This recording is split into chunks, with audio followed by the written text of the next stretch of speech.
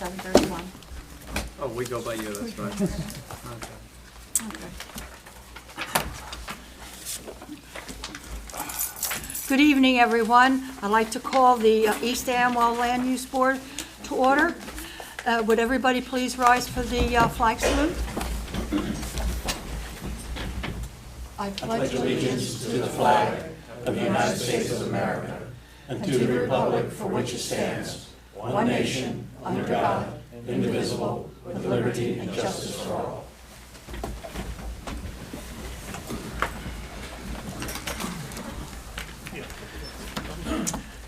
In compliance with the Open Public Meetings Act, this is a regularly scheduled meeting pursuant to the annual meeting notice as published in the January 31st, 2019 issue of the Hunterdon County Democrat.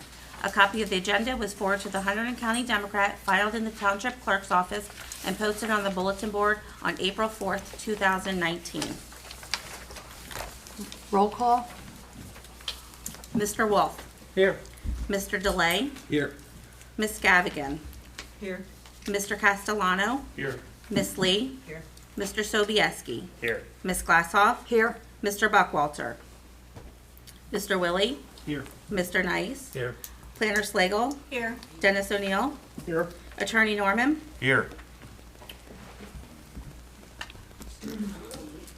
Okay, is there anything for the review of the agenda or anything that, you got anything? Okay. All right, next is the presentation of minutes. The January 9th minutes are going to be carried over until the May meeting. So the March 13th, 2019, are there any comments, corrections, or anything? Do I hear a motion to approve them? So moved. Second? I'll second. Okay. Okay, the next is the citizens, oh. Roll All call. in favor? Yeah, Yeah. All in favor? I don't know why I do that. Okay. Citizens privilege to speak on items not on the agenda. Now, does anybody have anything they would like to bring up or talk about that's not on the agenda tonight? Okay. I know I didn't do the Seeing other. nobody here, Yeah. will we close to the Yeah. public? Did we open to the public? No. So we open Opened it and closed it, okay. Who's gonna second it?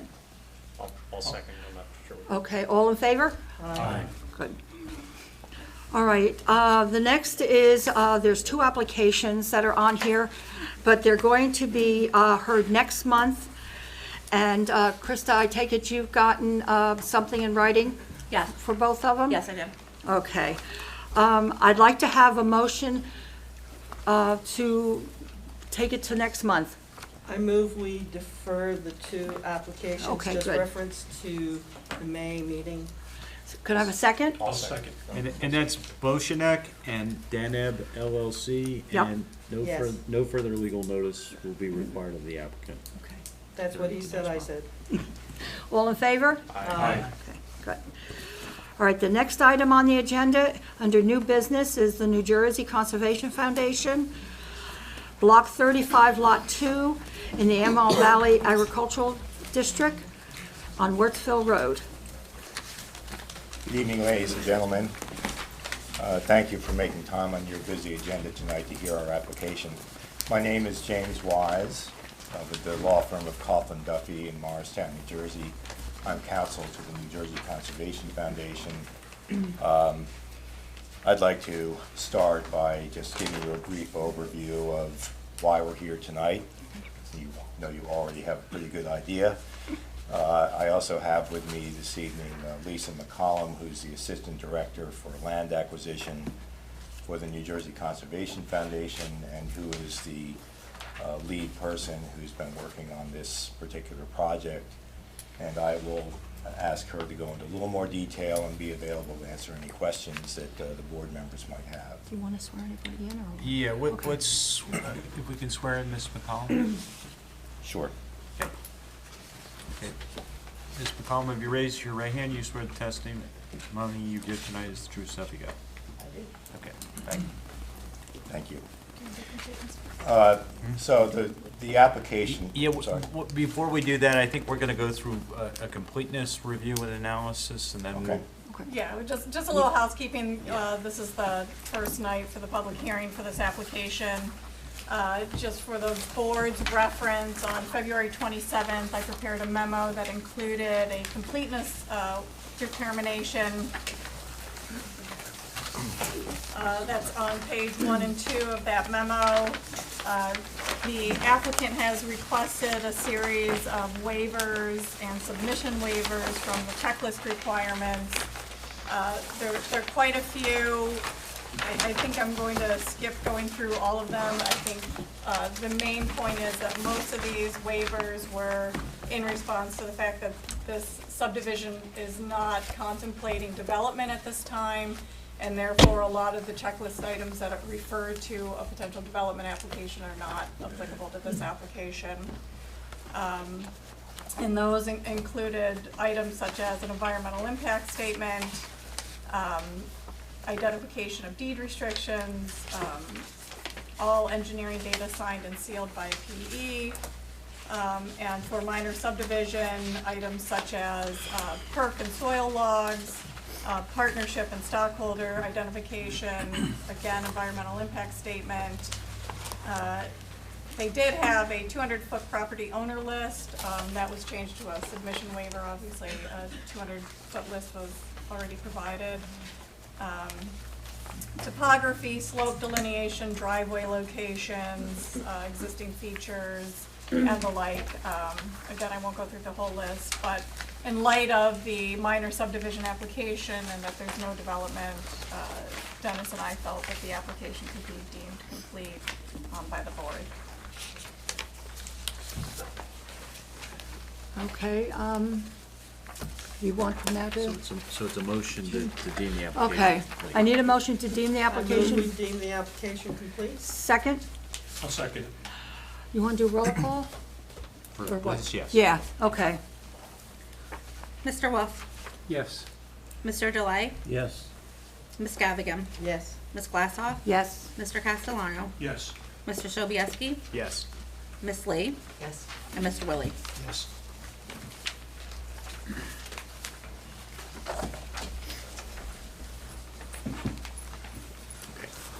Thank you. The application tonight is, as you know, an application by New Jersey Conservation Foundation in its capacity as the contract purchaser of Lot 2, plan for which you have in front of you. The current owner is John Higgins, John P. Higgins. New Jersey Conservation Foundation has entered into a contract with Mr. Higgins. Originally, it was to purchase the entire property. We realized in the course of doing our due diligence that we were not going to be able to take title to the lake for various reasons. And that necessitated this application to basically create a flag lot of the land surrounding the lake, leaving the rest of the tract intact. The agreement with Mr. Higgins provides that assuming the closing takes place, the subdivision is granted, that area around the lake, which we're calling the flag lot here, would not be subject to any development.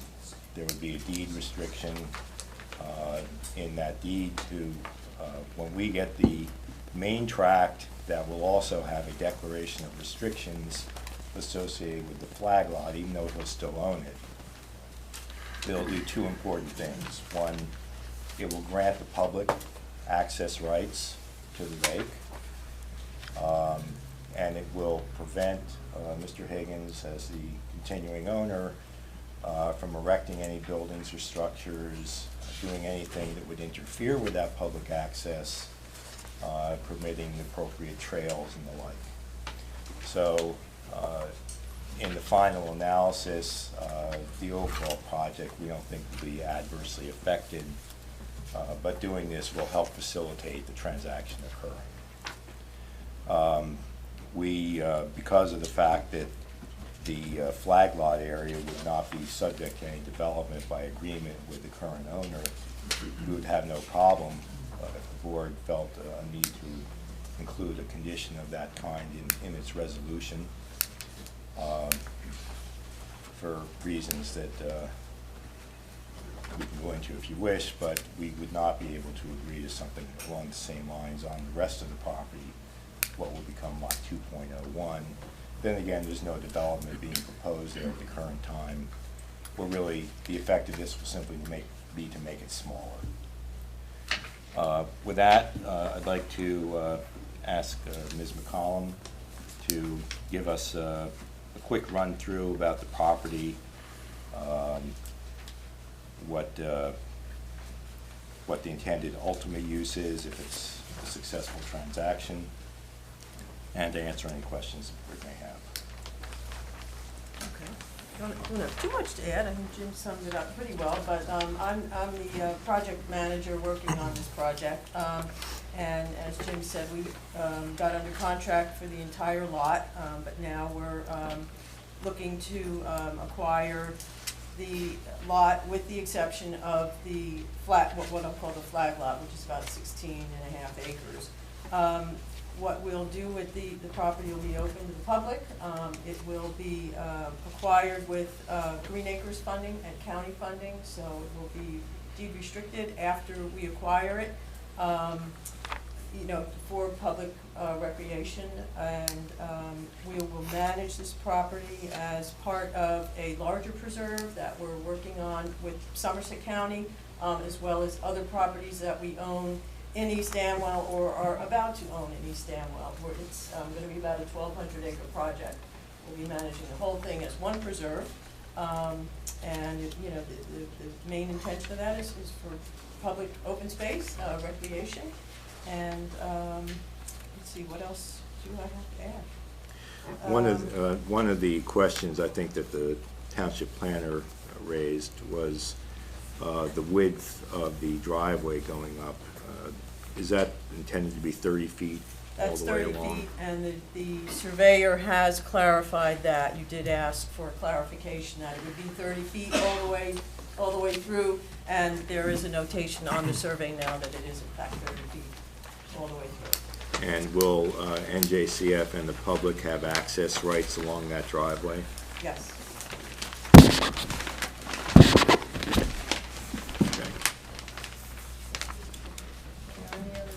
Questions of me? I didn't have an opportunity to look at the plans that were submitted today, but is there still a note on the plans that regarding the gun club access easement over the site? Yes, there is.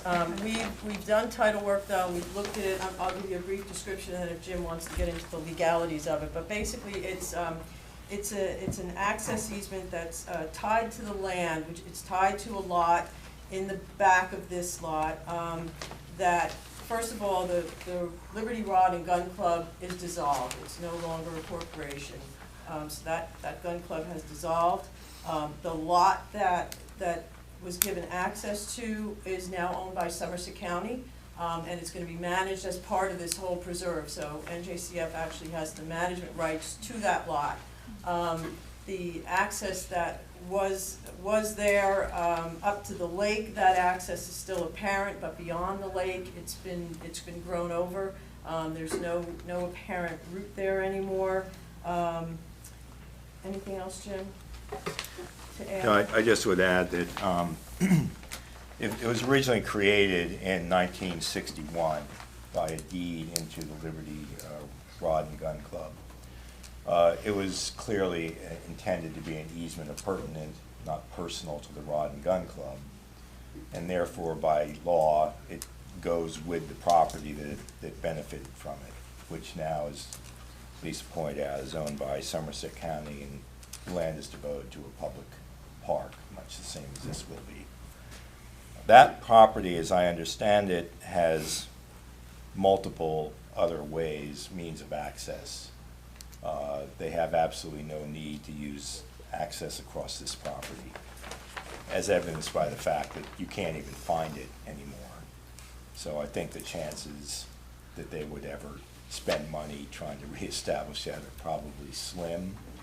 And if they did, the only impact it would have would be to make it more accessible for the public. So I don't think it would have any adverse effect even if they did resurrect that access. And I seriously doubt that they ever would. Does that answer your question? Thank you. Okay, Dennis, do you have anything to add? Well, my comments, I had in a March 13, 2019 memorandum, and they're basically all kind of housekeeping, either mathematical or drafting errors. So those, and I've talked to Bourne and Bourne about those. So, maybe just to go on the record, in addition to those 6 comments that I have there, right to farm language should be added to the subdivision plan. And there should be a revision date on any plans that are revised. The ones we have here on your desk don't include a revision date. We'll ask them to take care. We just noticed that ourselves Yeah. after we picked them up. So we'll ask them to add a revision date and a note about the right to farm. That was my question. What is the difference between the plans that are on our table tonight and what we had previously? They were mainly typographical corrections, some disparities in a couple of courses and distances, I think a lot. They also area. kind of met with the county, and the Right, county right. asked for site triangles and other easements, details of those added to the plans, which they Right, did. and that's been done. Dennis, then these 6 items are definitely, they have to be on the plan. Yeah, well, they need, Okay. by state law, they need to provide a signed and sealed boundary survey, Right, which has not been provided yet. Confirmation from the tax assessor that she's in agreement with the lot numbers used. Number 3 was they have to speak to the county about the right-of-way and the easements. 4 was the dimensions that were incorrectly added. It did not match the deed and the plan. It's my understanding that's taken care of in the stuff that's on your, in front of you. The acreage summary still contains number 5 still contains an error in it. And the lot area, number 6, that was taken care of. okay, does any, okay, yes, go ahead. Sir? Ma'am? Hi. Yes. This isn't it. I'm familiar with the property. Years ago, when I was younger and healthier, I wrote it. And one of the things I've noticed over time is that whole area has become very overgrown and has become a sort of a place for wildlife to park during hunting season and then browsing out to eat the crops. I think it's becoming increasingly problematic for farmers to have a right to farm because of containment and other issues. It's primarily, and if I'm wrong, somebody I'm sure will correct me, the use of the property has been for equine recreational trails. Yet I don't see any plans or notations for making parking for people, whether they've got dogs, horses, children, or whatever, and where would you put that? I would hate to see people wanting to use the property parking along Wartsville Road because there is an intersection there or going off. That's one question as to how are you going to be providing access, because this is going to be, hopefully, an equestrian area that's open to the public that anyone within the area or Hunterdon County can come and use, and it will be attractive for that purpose because there's been limitations for outside people in the past. As your map shows, there's a lot of overgrown trails and overgrown fields, which makes farming problematic, but it also makes use by the public whose tax dollars are being used for this property extremely problematic. And is there a plan that you're going to be mowing these trails or making arrangements with some organization? I know in the past, the Hunt has mowed, which is a big expense, in exchange for the, you know, the exercising mostly of their dogs across the property. You know, it's hunting like I'm a basketball player.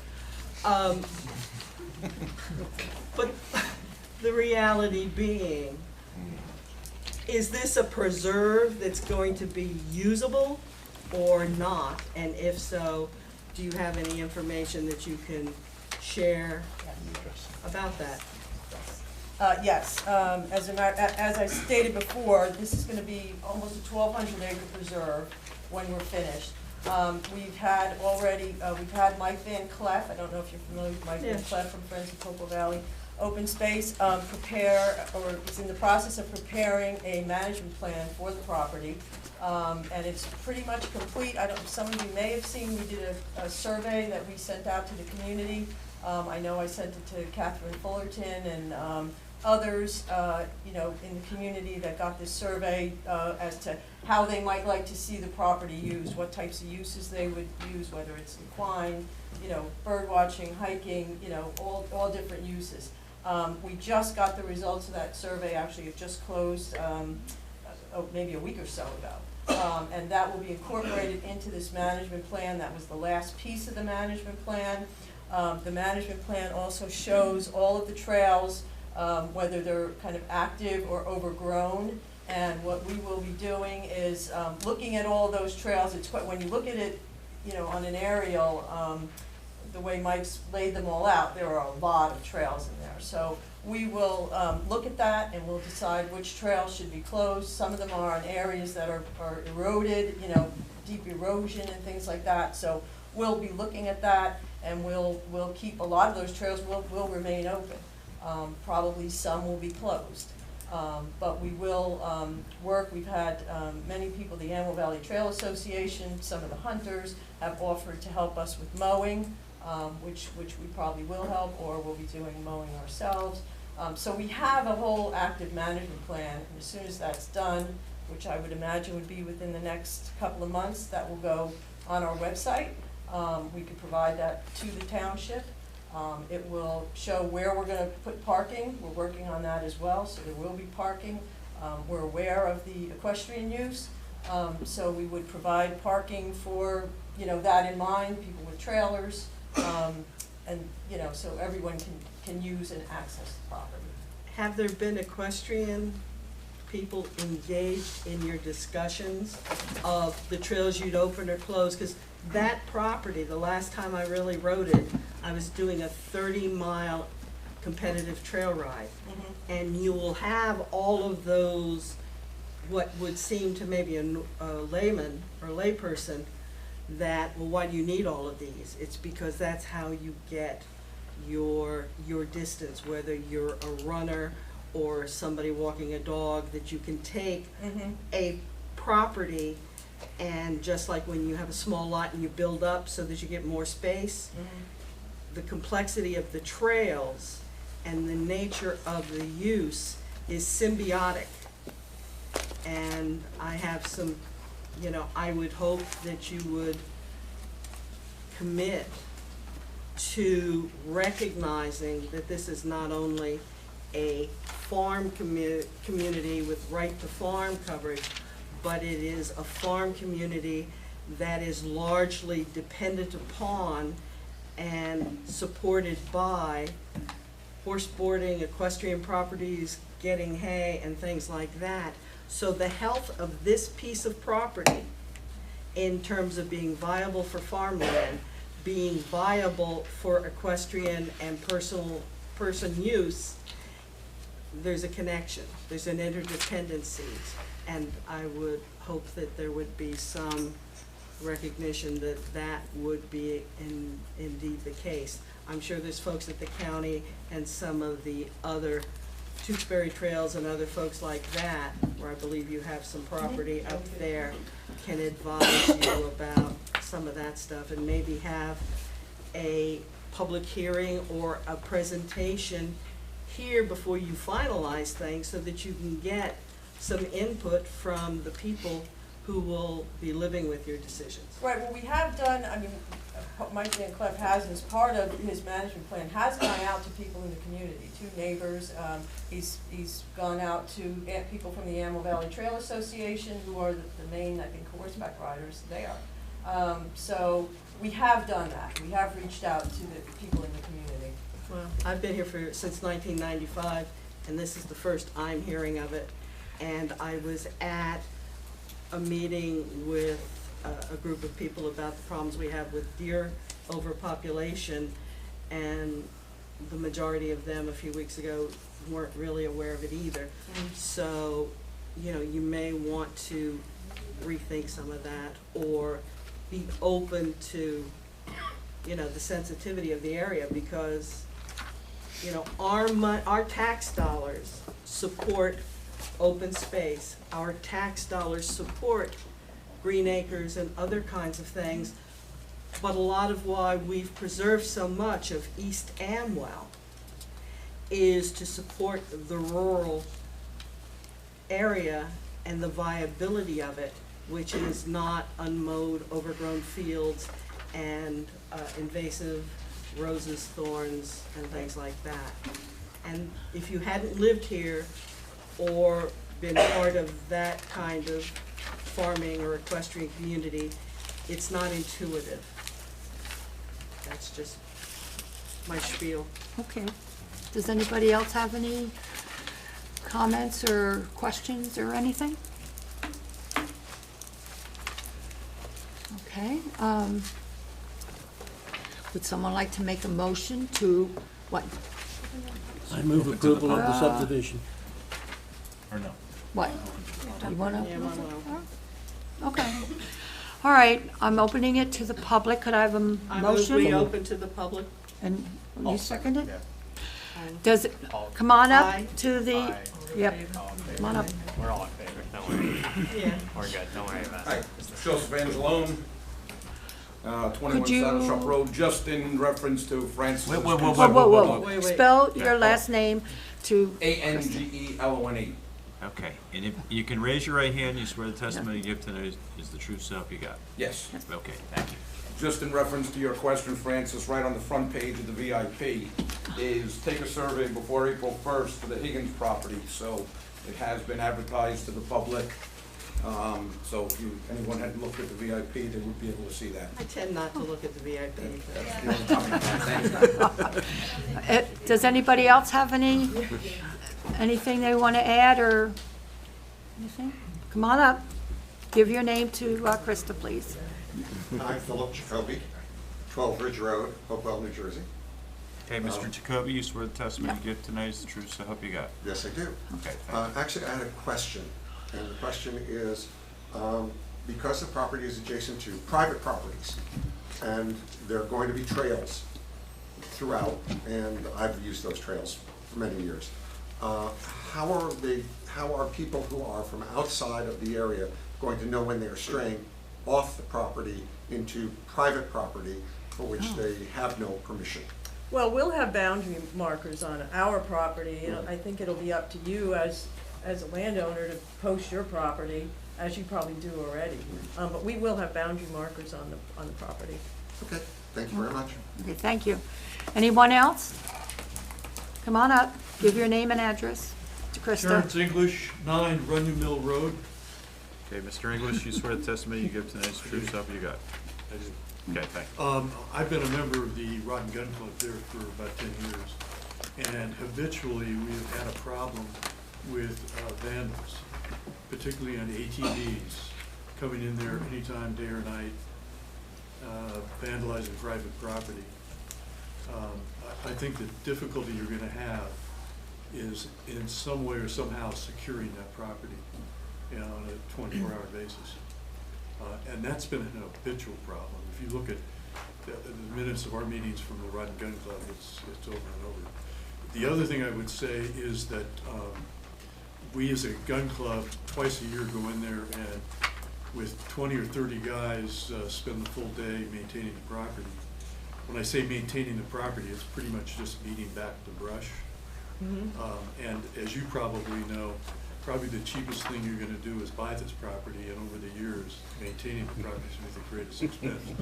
I just wanna make sure that we as a taxpayer in East Amwell have no obligations on the property, either for its security or for its maintenance. Well, yeah, I mean, New Jersey Conservation Foundation will maintain the property, so we will do that. In terms of security, you don't have a police force, do you? No. State police. State police, yeah. No, we're So, wild and free. And that's been one of the problems, that there's, Yeah, by yeah. the time you realize you got a problem, it's 2 days old. right.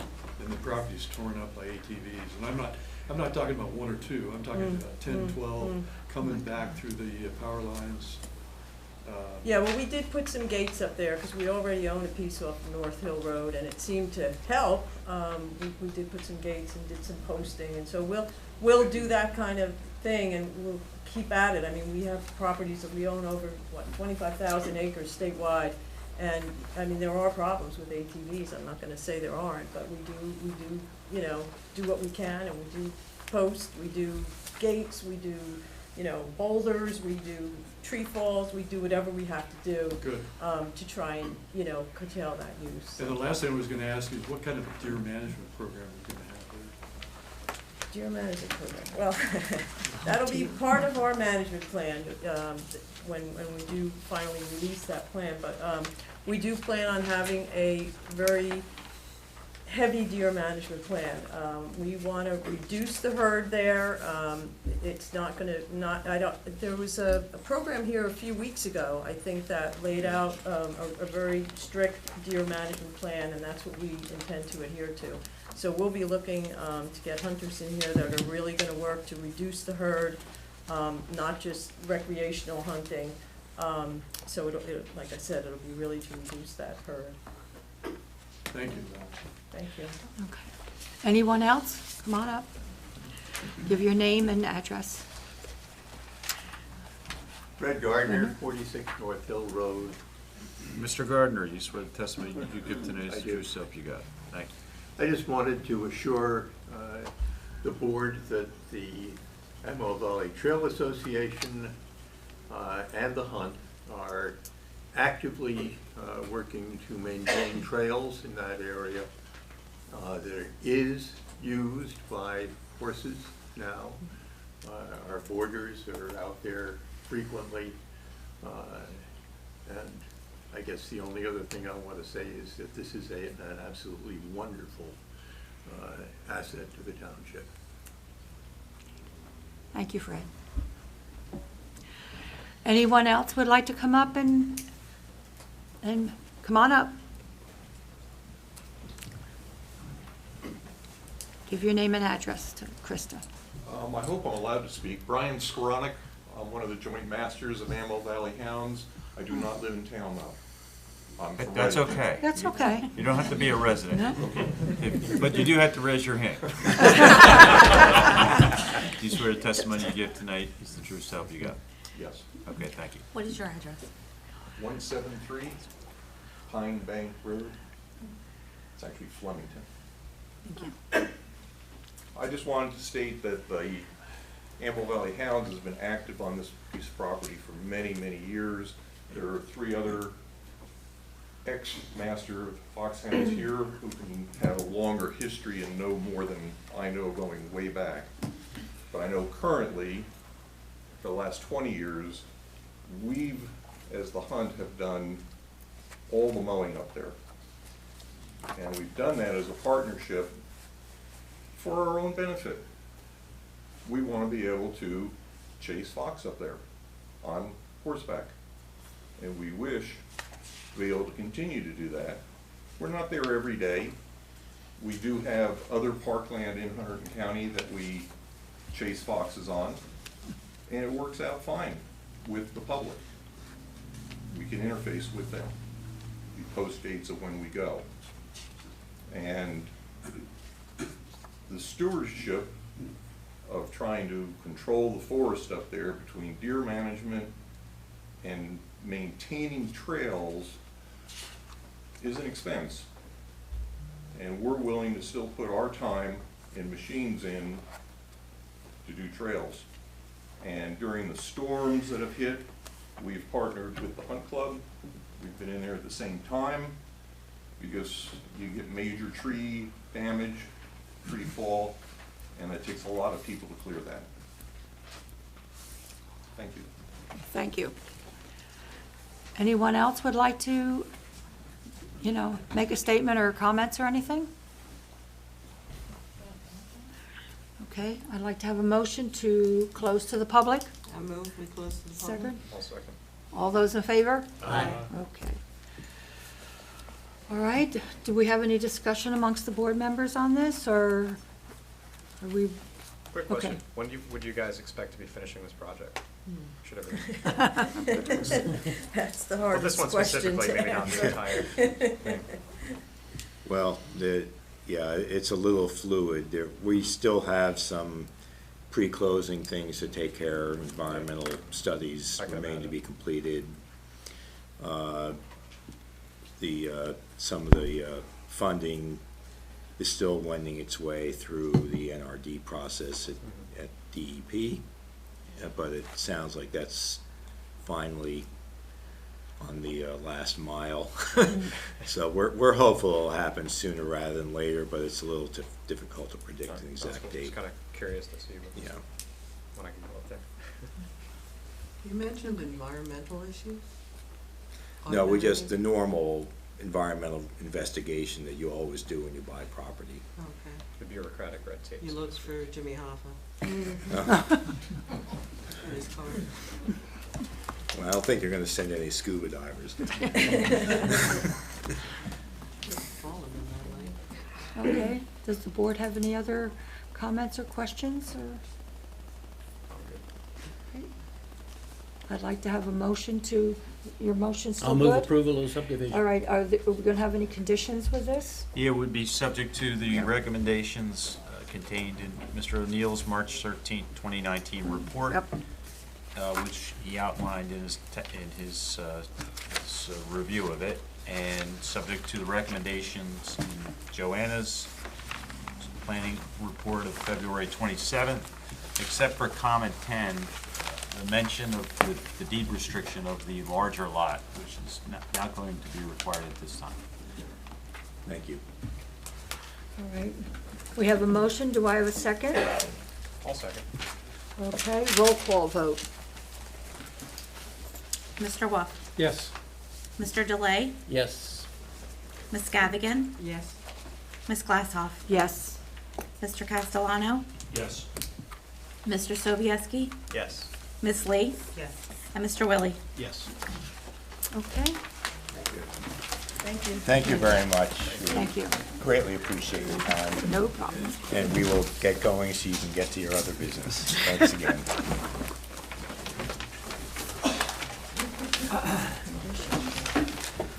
Okay, the next item on the agenda is the master plan amendment, the land use plan.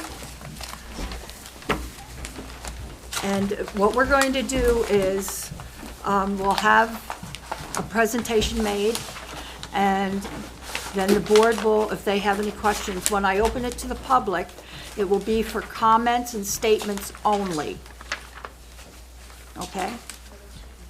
And the other thing I would add is this is not a quasi judicial proceeding, so you don't need to be sworn in as witnesses.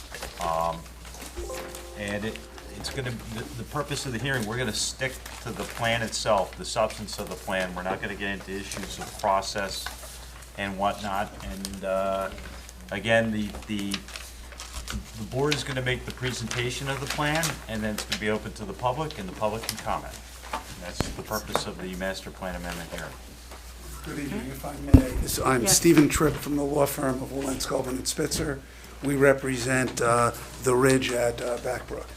And Understood. before we start, and I understand the proceedings, I want to raise one issue at the beginning.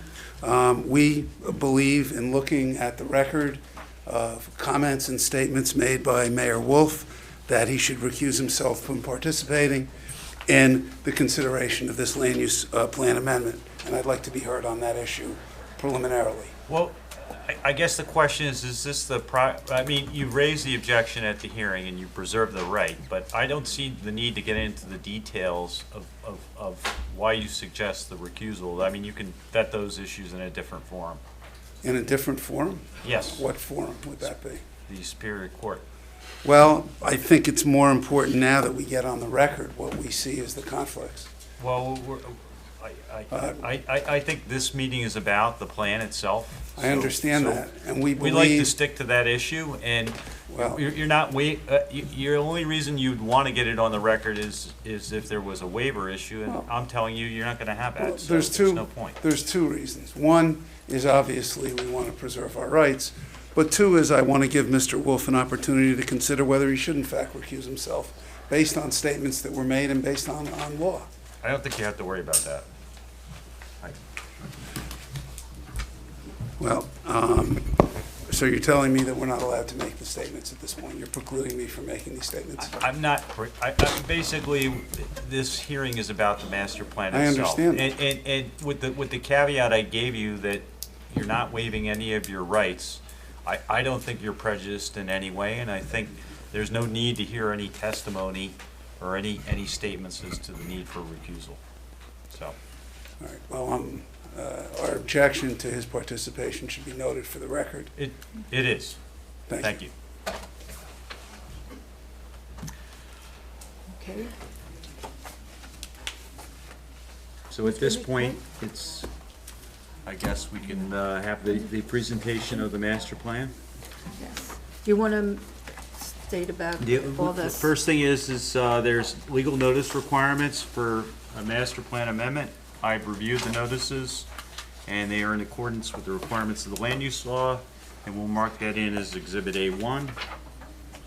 And again, we will not be swearing in witnesses, so there's no need to do that during the hearing.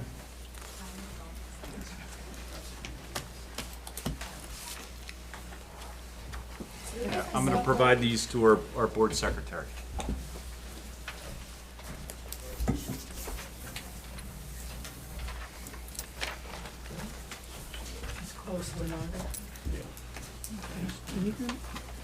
I don't know that we made a decision who we're going to present it. Am I presenting? Is Tammy, you? I Yeah, guess who that's a wants to- discussion is for the board, is there, It's, Who's presenting the master plan?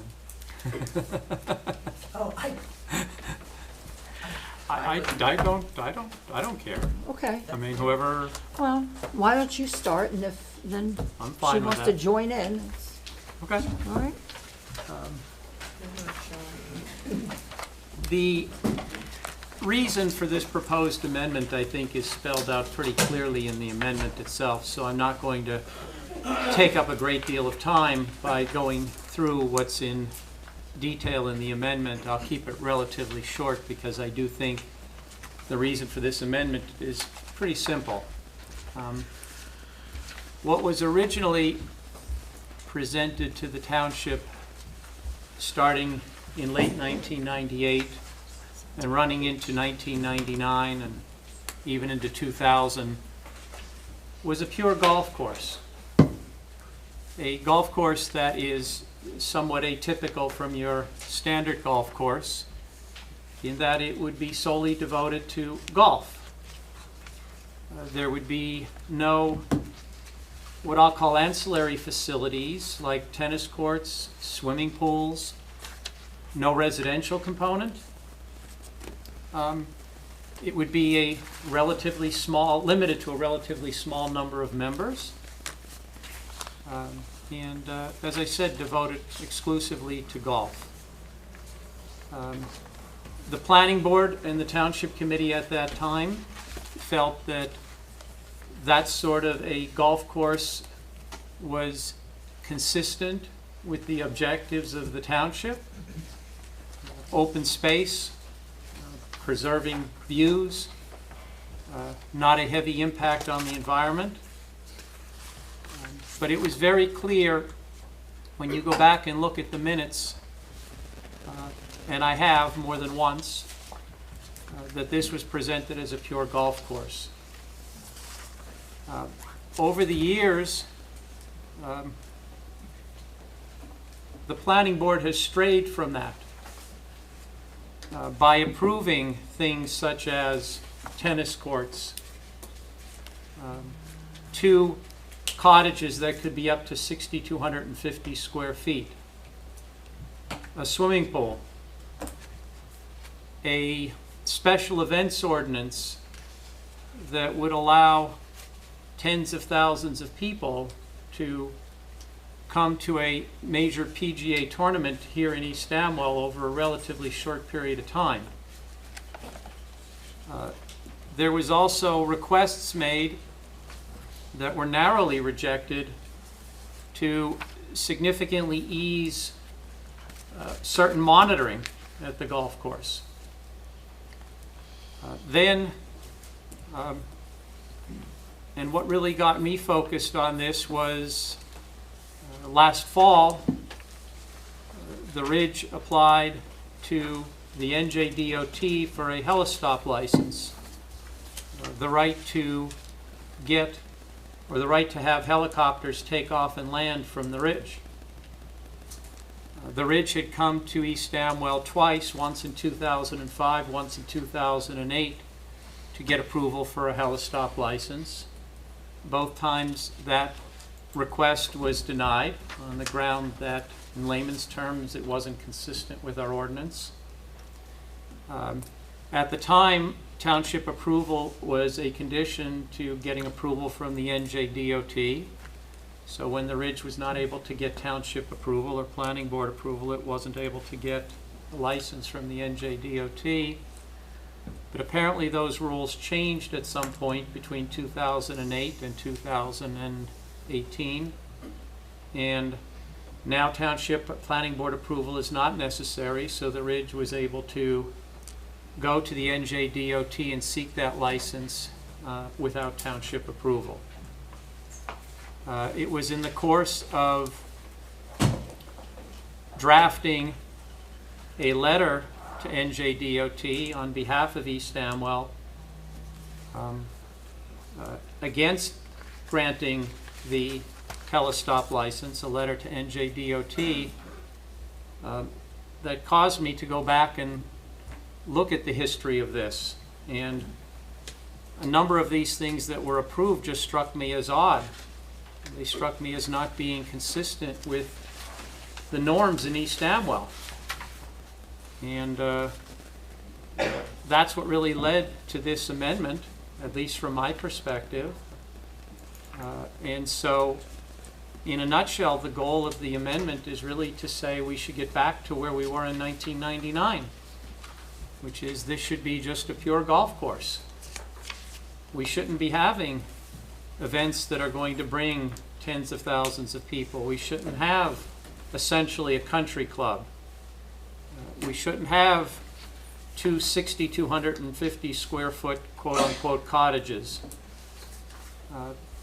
And so that's really how we got to this amendment and what it's designed to achieve. There have been others on the board that have been involved in the process, and if any of them would like to say anything, I think I'm done with what I have to say. Has anybody got any comments they want to make or questions? Francis? Francis Gavigan. I'm familiar to all the parties in both, and I think I've probably attended more meetings in East Amwell than anybody in the last 30 years. And I've only been here since '95, but I was pretty consistently here for all of the various iterations of how we got from a golf course to here, and was on the record and things like that as it. And all I want to say is what I read as you having reported based on the record is consistent with my personal observations and recollections. And I thought it was very well written, and it was fairly crafted based on facts and data. And to the extent that that's worth anything. It's, you know, quality, accuracy, reliability, and compliance are what I do for a living. So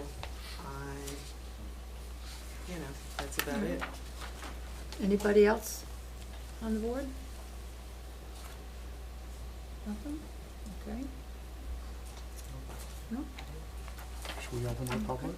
Yep. All right, I'd like to have a I motion. move we open to the public. Second? I'll second. All those in favor? Aye. Okay, at this time, I'm opening it to the public for comments and statements. So who wants to go first? Come on up. Ilona English, 9 Runyon Mill Road. I was on the planning board when a lot of this was brought up about the golf course.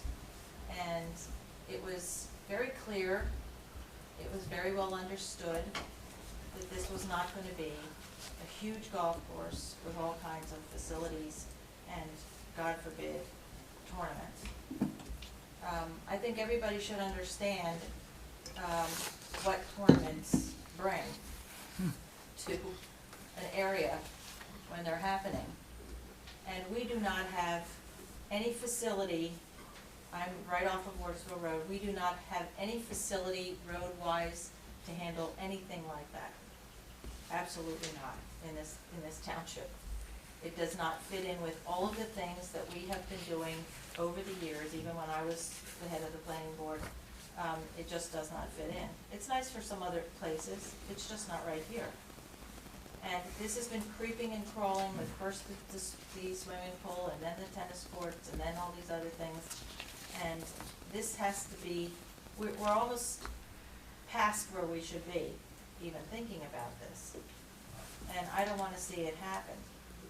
And I don't think anybody else wants to see it happen. We are not able to handle this type of thing. They've gotten all their goodies that they actually shouldn't even have gotten. And this has to stop, or this township is just going to be a mess. If anybody thinks back to when Jasna Polana opened up, the big golf course, they shut it down because they realized, and they had to face the reality of what it means with cars, with people, with all kinds of things going on. And they even had the ability to park cars in the big facility there. But we can't do this. It's a nice thing somewhere else, but we cannot do this. And any idea that this would work is just not, it's just somebody's making themselves happy, I guess, but it's not gonna work for us. And that's all I have to say about it. Thank you. Does anyone else have any comments, or Fred, come on up. You mind if I sit? You sit right down. Be comfortable. I have a prepared statement, which I'd be delighted to give to the secretary. I was on the planning, No need. No need to Sorry, 26 North Hill Road, right. I was on the planning board in 1999 when it made provision for the Ridge to put a golf course on over 300 acres then owned by Bryce Thompson. We who were then board members had concerns about the impact that a golf course might have on the neighborhood and the environment, and therefore imposed conditions which far exceeded those which applied to other golf courses in New Jersey. We felt that a golf course would be preferable to a housing development, but we were concerned about water usage, the potential impact of pesticides and fertilizers on both groundwater and stream water quality, equipment noise, and a whole array of both identified and unidentified issues. We had no experience of what impact a golf course might have on a township composed of farms, residences, and a few small businesses, and therefore made the enabling ordinance as restrictive as possible while still permitting the golf course to exist. In subsequent years, we closely and carefully monitored the effects the golf course had on our environment, and found that they were minimal. Tests of both groundwater and the water in Back Brook conducted on a frequent basis at the Ridge's expense by Princeton Hydro were so favorable that we substantially increased the interval between tests while retaining the ability to go back to a more frequent schedule if the test showed problems. It became clear to us that the Ridge's budgetary controls kept the use of pesticides, etc., at a level per acre well below what a homeowner might apply. The Ridge also devised a system of skimming water off the top of Back Brook when it reached above normal levels and storing it for usage during dry periods, thereby minimizing both the impact and the costs of pumping groundwater from its wells. In my opinion, cost considerations have been and will continue to be more effective in limiting environmental impacts at the Ridge than any regulations or monitoring the township imposed or might impose. I urge the planning board to review the monitoring data and the conclusions drawn from them and not require more frequent testing as implied in the plan amendment, which would only impose additional costs on a resident business. In other ways, the Ridge has proven to be a good neighbor and a valuable citizen of the township. I believe that the residents in the Back Brook Road area enjoy the views and are not significantly bothered by equipment noise. Members of the Amwell Valley Trail Association ride their horses on the trails around the course and are greeted in a friendly manner by the golfers. The Ridge is a significant taxpayer despite a recent negotiated reduction. And it has provided many of the benefits of land preservation without the usual costs. I urge the planning board to be cautious in its consideration of the proposed amendment and any resulting ordinance changes, particularly with respect to water quality. Thank you.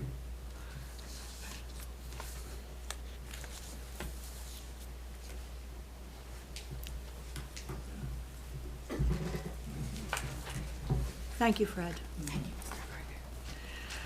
Does anyone else have any, come on up.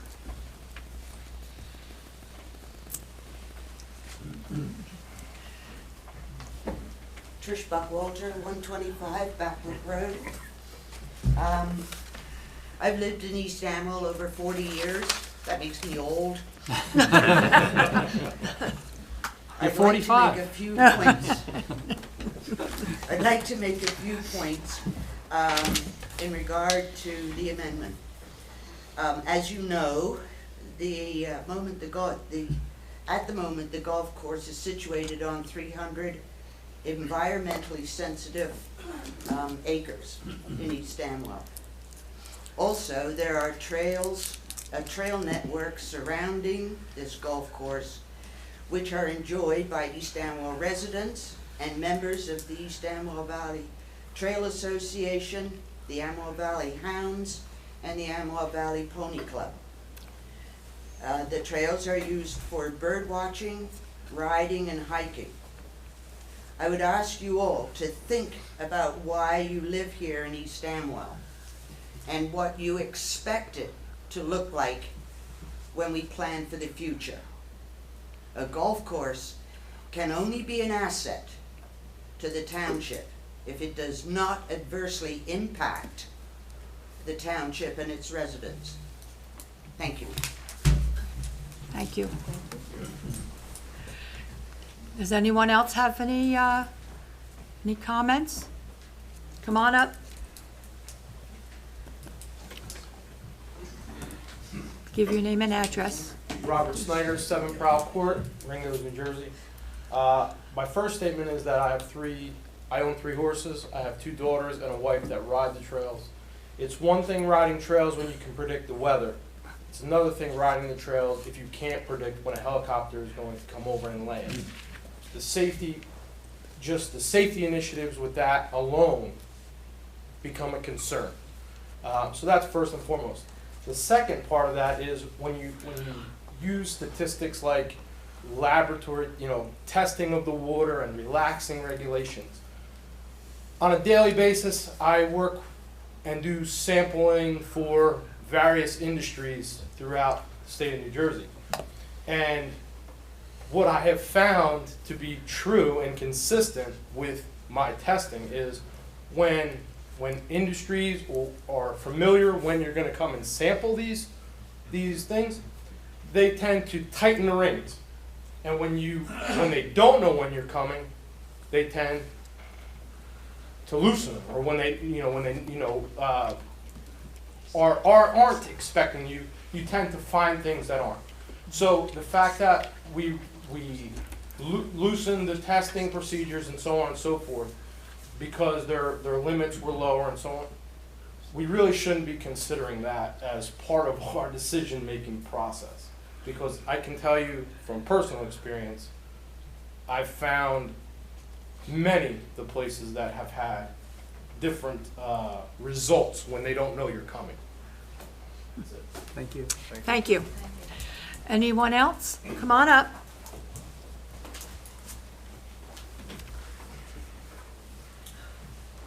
Good evening, I'm Greg Proop. I live at 15 Locks Court, which I believe is the closest residence to the golf course. During the original testimony, I had one main requirement, which was to monitor and limit the noise. I can let you know it starts at 5 in the morning. That is a problem for me.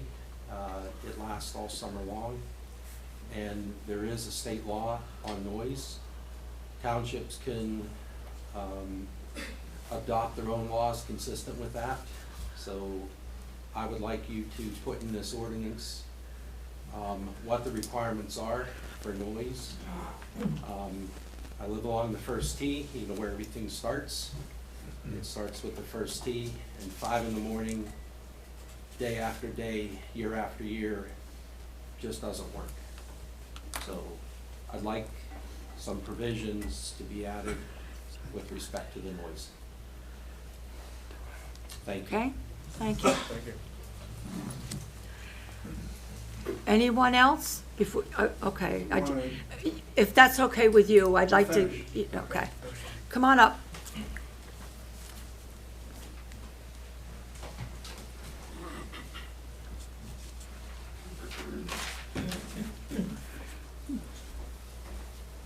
Jamie Anderson, 201 Wurtsville Road. Thank you. I just wanted to publicly state that I appreciate the attention that the Township Committee has paid to this particular piece of property and to our neighborhood. I think the conversations are going in exactly the right direction. I appreciate what the author has done in terms of detailing the history. It seems like a lot of us are all on the same page in terms of what originally was conceived around this golf course and its special status to try and preserve open space. And I support the recommendations as they're stated. I would also second my neighbor's comments about noise. We live second closest neighbor, just behind the maintenance shed. And I've actually been up to speak with people on a chipper as early as 5 in the morning on a Sunday. So it can be a problem. Thank you. Okay, thank you. Anyone else would like to come up and give their comments? Come on up. Bailey, 129 Backbrook Road.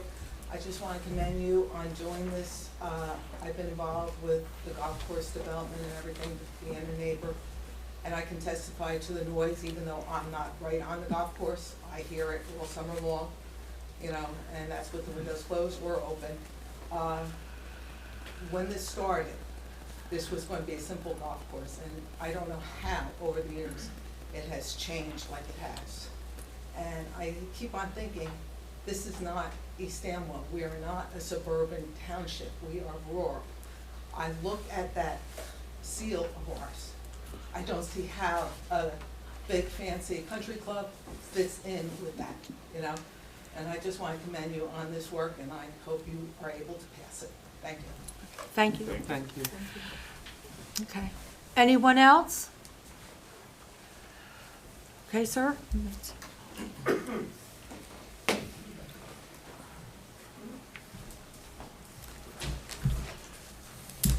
As I indicated earlier, I am Stephen Tripp from the law firm of Wilentz, Goldman and Spitzer on behalf of the Ridge. In accordance with your procedures, what I propose to do is make a couple of remarks, and then Mr. Joel Moore, who is the owner of the Ridge, will make a statement. And then I do have a planner. It won't be testimony, but there'll be comments from a planner on some of the planning issues. Understood. So I just want to start by saying we're here clearly to express very strong opposition to the proposed land use amendment. It seems to us from the text of the amendment and statements that I alluded to earlier when I raised the conflict issue by the mayor, statements that he would like to see, he would like to make Mr. Moore's life a living hell, and he'd like to see as many. Again, we're getting into process. We're going to stick to the subject. Well, I think the problem we have with this is it looks like a reaction to certain things that the Ridge has done, the Helistop application and the tax appeal, two things it has the right to pursue. Merits of it, the tax appeal obviously had merit because it was settled. And the Helistop application is something that they have a right to do. As Mr. Moore will discuss, I think there's a lot of misinformation out there in terms of the impacts. It's very limited use, and the fears seem to be overblown, but again, we can address that. The real concern here is that two things. One, this whole thing seems based on misconceptions and misunderstandings, which Mr. Moore is going to address. And it also doesn't seem to be based on sound planning. It seems like a quick reaction. We have an ordinance that permits the golf course. It was a permitted use when it was approved. It continues to be a permitted use. There was some changes made to allow additional amenities, but they're not on the scale that everyone seems concerned about. This ordinance is going to take back and make changes that were only implemented a couple of years ago. Additionally, it's going to convert the golf course to a conditional use, which, again, we think will have an adverse impact, and we don't understand the basis for it, other than it seems like whatever can be done on a negative basis is being done to us now because of exercise of certain rights. And with that, I'd like to have Mr. Moore make a statement, and then I will have a planner who will be introduced to make a statement as well. Sit.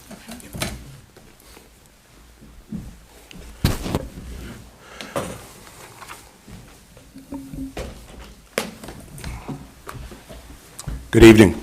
Good evening. I'm going to read a statement that I prepared. Joel Moore, 136 Backbrook Road. Thank you.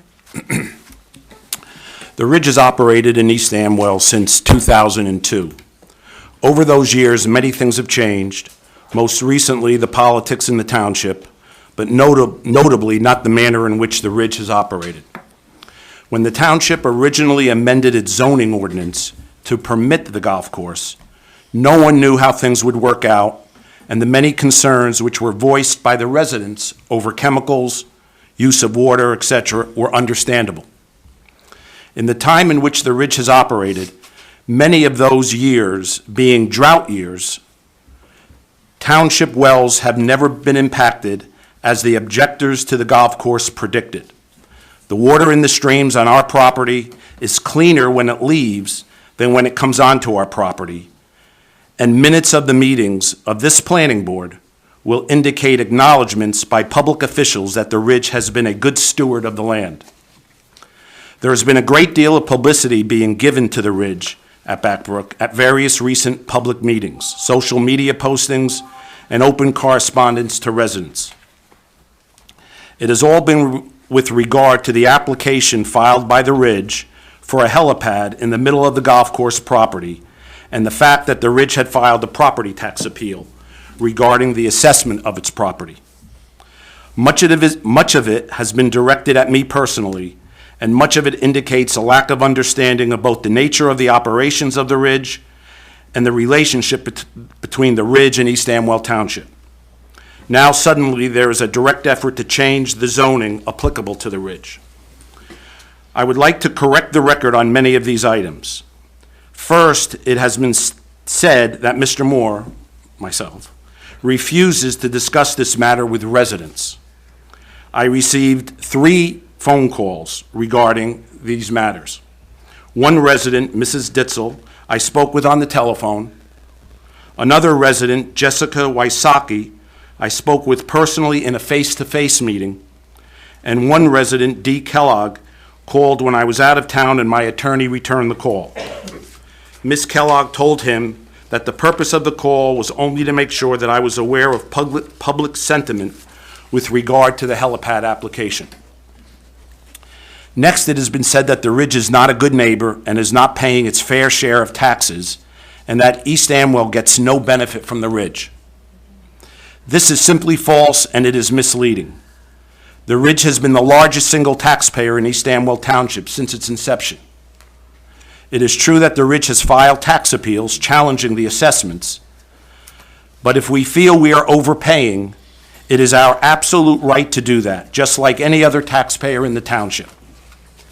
There are many other residents within the township who are not farmers, but who take advantage of farmland assessments on portions of their property. No one accuses those people of not being good neighbors or not paying their fair share.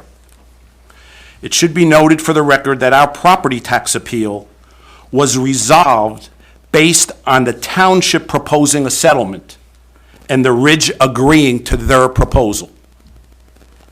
Additionally, the Ridge has been supportive of the East Amwell Fire Department, hosting its annual fundraising golf tournament since 2005, providing a substantial discount on the normal costs associated with the event.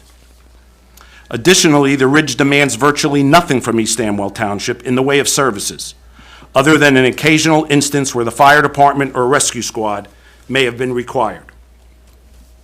There are other benefits that the township realizes from the existence of the Ridge, but I'll save them for another time. Finally, it has been publicly stated that in the past, there have been behind-the-scenes deals made with the planning board, and that the Ridge has received some kind of preferential treatment and gotten everything it asks for. These allegations are offensive to me, and they should be offensive to you and to the many members of this community who have volunteered their services as members of the planning board over the years. Every interaction that the Ridge has had with the planning board has been at an open public meeting, subject to the required public notices, and conducted in accordance with all the legal requirements to justify whatever was being requested. Additionally, in numerous instances, specifically regard to the helipad applications made before the change in the law in 2016, and with regard to the requests made by the Ridge for the elimination of its groundwater monitoring program, the planning board has exercised its discretion and determined not to grant all of the relief which the Ridge had requested. Similarly, we had requested that the planning board remove the limit on the number of spectators that might attend a PGA tournament at the Ridge. That limit was one requested by the planning board during the course of the initial approvals of the golf course back in 2000 and 2001. It was not in any way related to any of the requirements of your land use ordinance. The Ridge agreed to it because I never thought that this golf course would be one that the PGA might be interested in. It's a shame that East Amwell isn't proud of the golf course like it should be, as it's one of the best golf courses in the United States. The planning board agreed, but only if the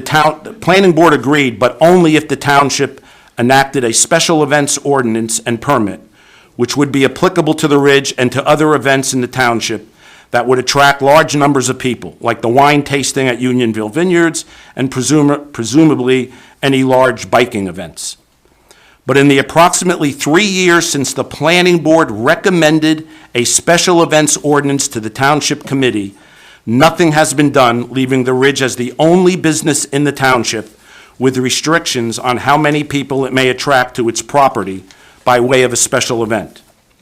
It should be noted that Hunterdon County has endorsed the Ridge holding a PGA event and has offered to let us have parking at the fairgrounds, and then everybody would be bused to the Ridge so it wouldn't create a lot of traffic on Wirtsville Road, a county road.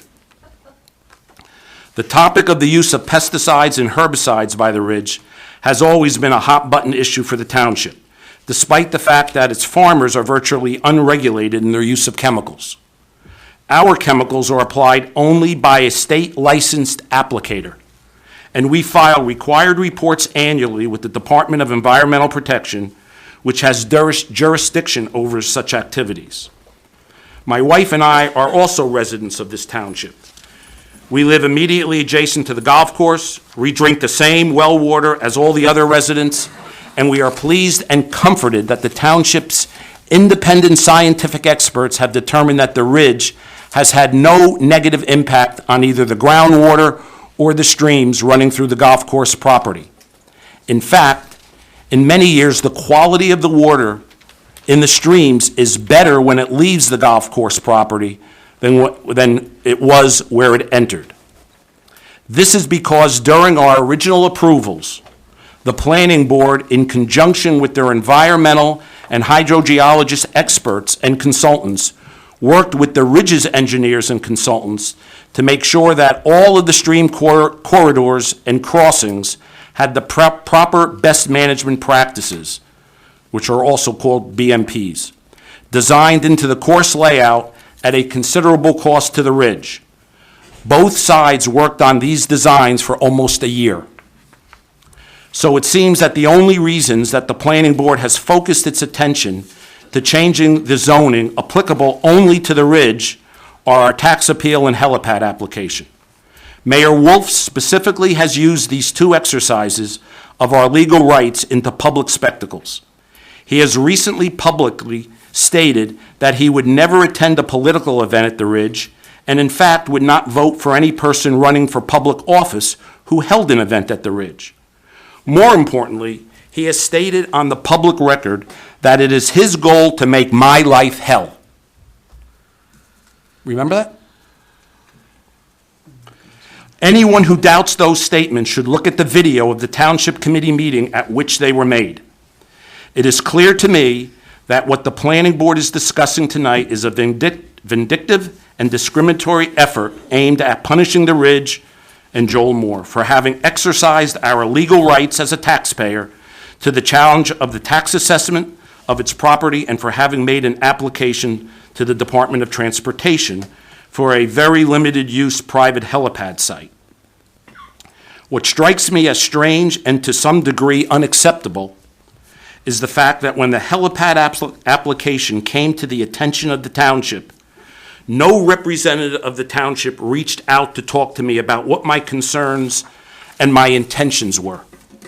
At one point, the mayor and deputy mayor contacted one of my members who they knew and asked him to ask me if I would be willing to have a meeting with them. We immediately responded that we would be more than willing to meet with them. At the time of that contact, the tax appeal settlement was being finalized and put into writing, so we responded that as soon as that matter was resolved, which took about a week, we would be willing to meet with them, but never heard back from either of them. Whether or not those discussions might have removed or lessened everyone's concerns, no one will ever know.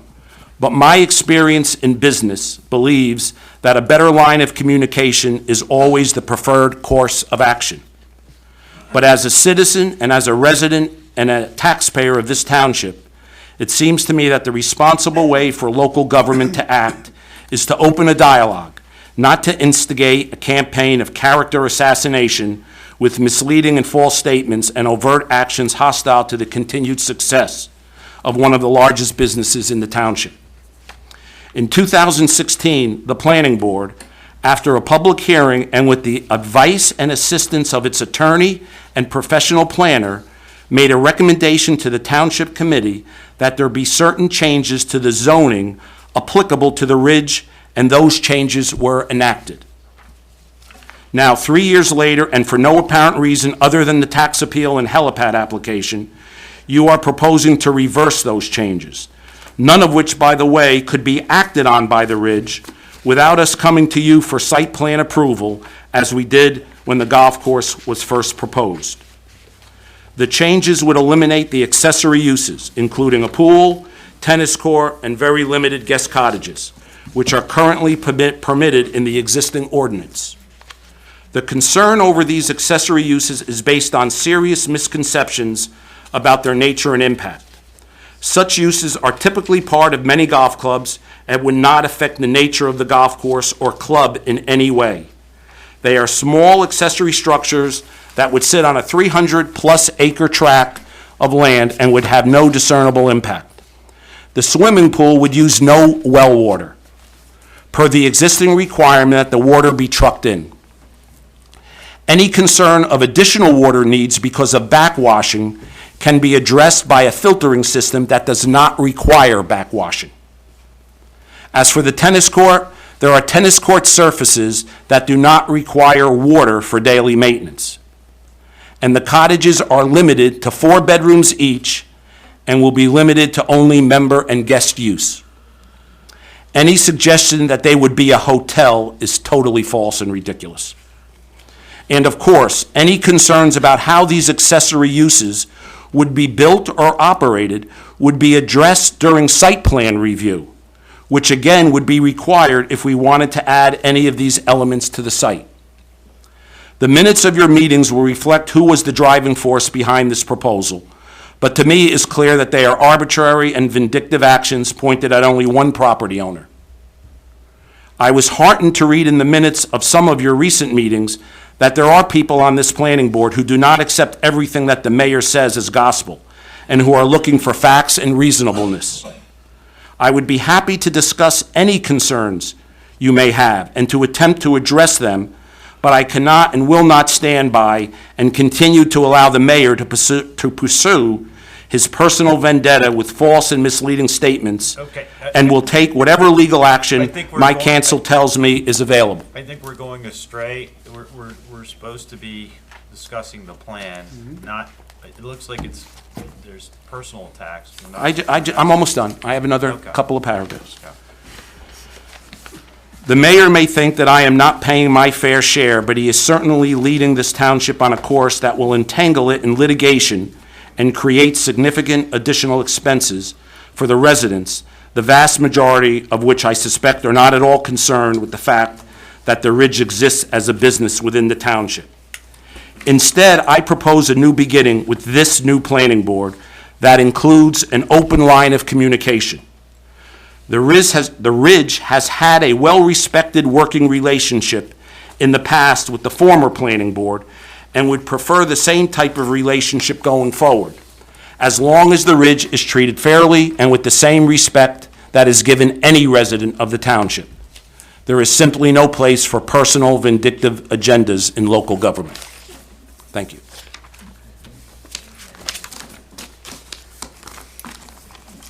Now I would like to call professional planner Paul Greigel from the firm of Phillips Price. Can you spell your last name? Certainly. Excuse me, it's Greigel, last name's G-R-Y-G-I-E-L. First name Paul. Thank you.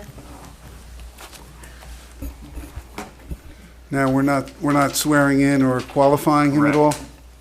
Correct. Well, if you want to qualify. Well, his qualification should be put on the record. I think so. It's probably a good idea. All right, Mr. Greigel, can you just give us a bit of your professional background? Yes, I'm a licensed professional planner in New Jersey. I have been since 1999. I'm also a member of the American Institute of Certified Planners. As you mentioned, I'm a principal of the Phillips Price firm based in Hoboken. However, I live in Union County and practice throughout the state of New Jersey, including this general area.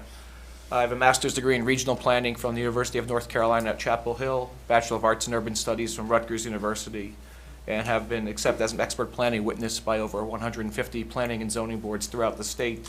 And I'm currently planner for a number of municipalities, preparing master plans, zoning ordinances, etc. And what did we ask you to do? Just briefly, my firm was retained by the Ridge at Backbrook to evaluate the appropriateness of the proposed master plan land use element amendment from a planning perspective. And what did you do to carry out that task? Visited the subject property and surrounding area, reviewed relevant sections of East Amwell's zoning ordinance and master plan, as well as the proposed amendment.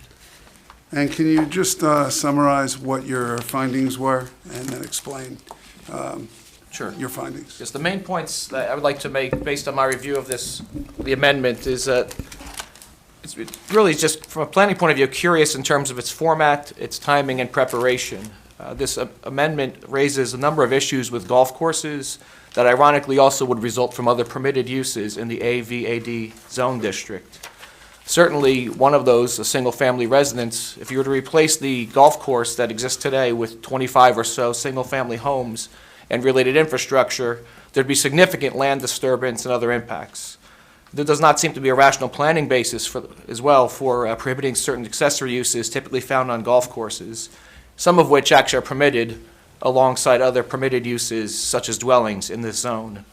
And then to make the golf course a conditional use, while it's already permitted with standards in place, again, doesn't seem to be a reason to do that at this point in time.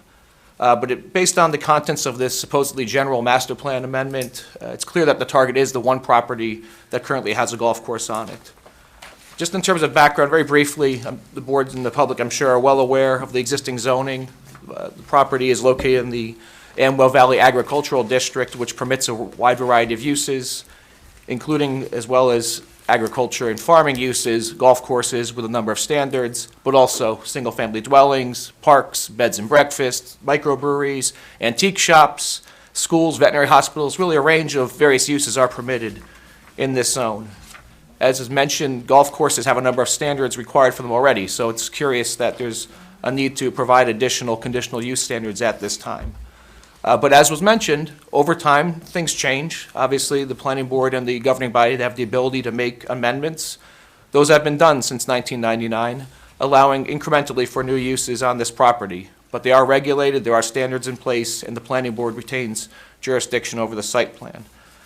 As recently as 3 years ago, the AVAD zone was amended to allow for the swimming pool requirements, allowing for the cottages, making some other changes, as well as requiring the water to be trucked in for swimming pools. I won't go too much, I'm not going to deal with the background here to bore you with the master plan history, but really I'd just like to go through a few main points with regard to this proposed amendment for your consideration tonight. In the purpose section of this ordinance, it states that the amendment is, quote, necessary at this time because the potential intensity of golf courses, and that's a plural, courses, in the Amwell Valley Agricultural District is now much greater than originally envisioned. Now, it makes sense, again, to consider whether there have been changed conditions that warrant modifying the master plan, and luckily New Jersey has such a procedure for that. It's called the reexamination of your master plan. In 2013, this planning board adopted one, September 2013. Interestingly, it discusses various topics, but nowhere in the 23 pages does it talk about golf courses or the impacts of them.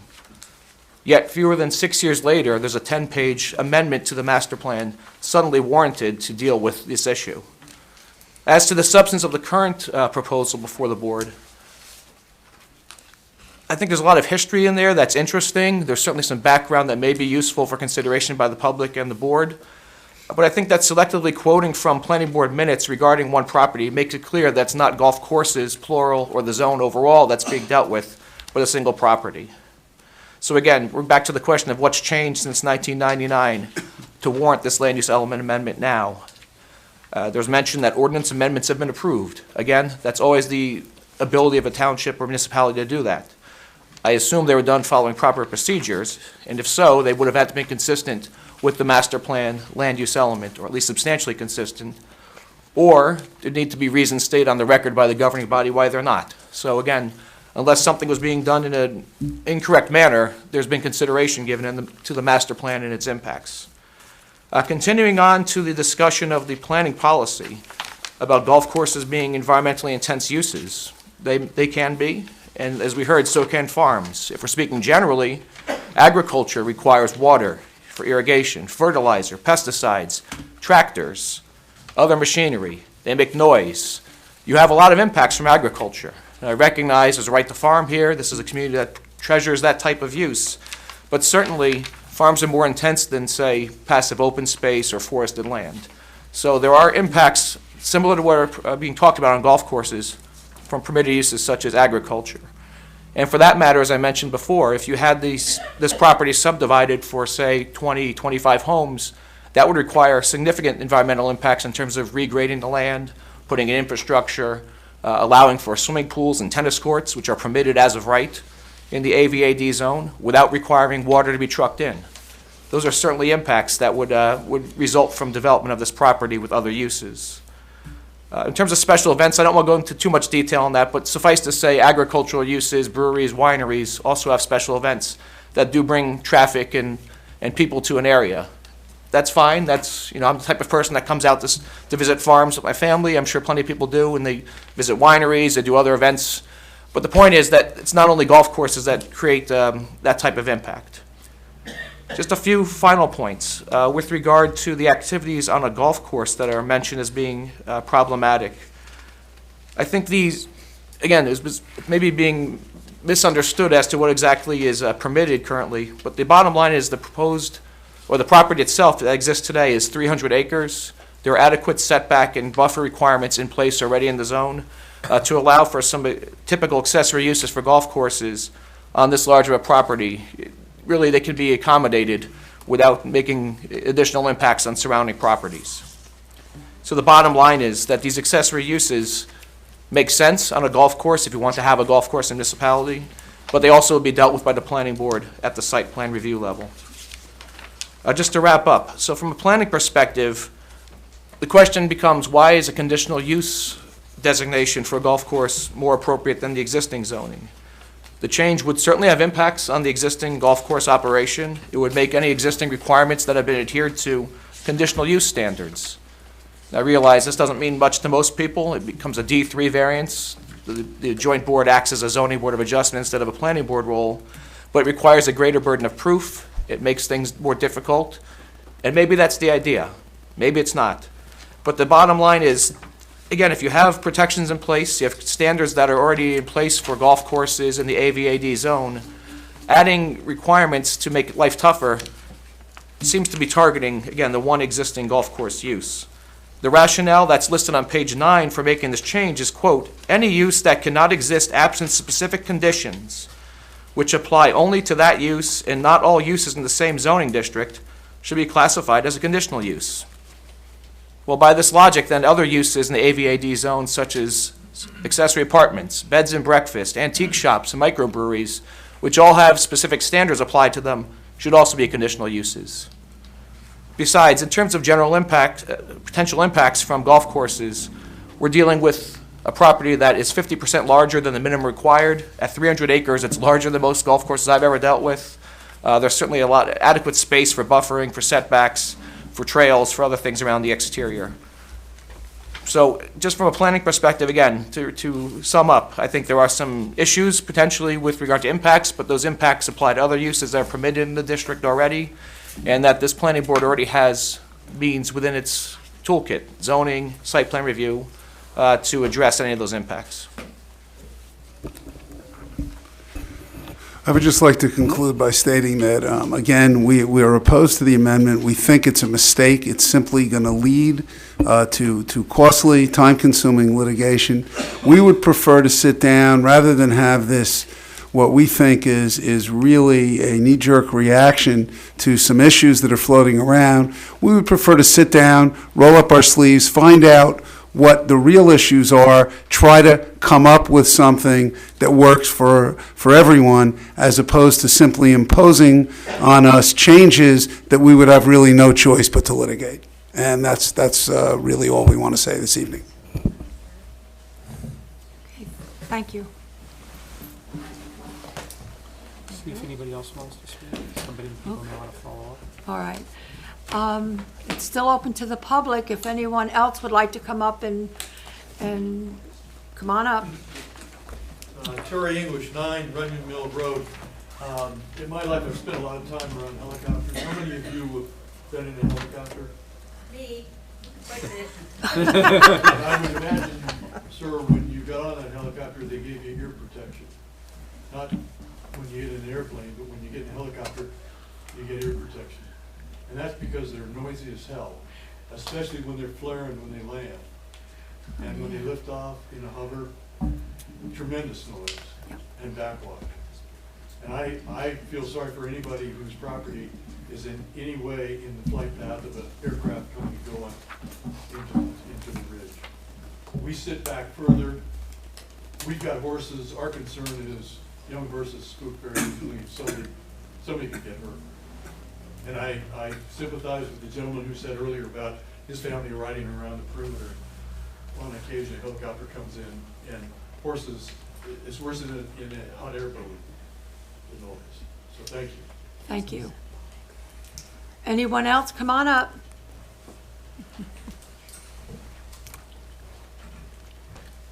Joe Angelone, 21 Saddle Shop Road.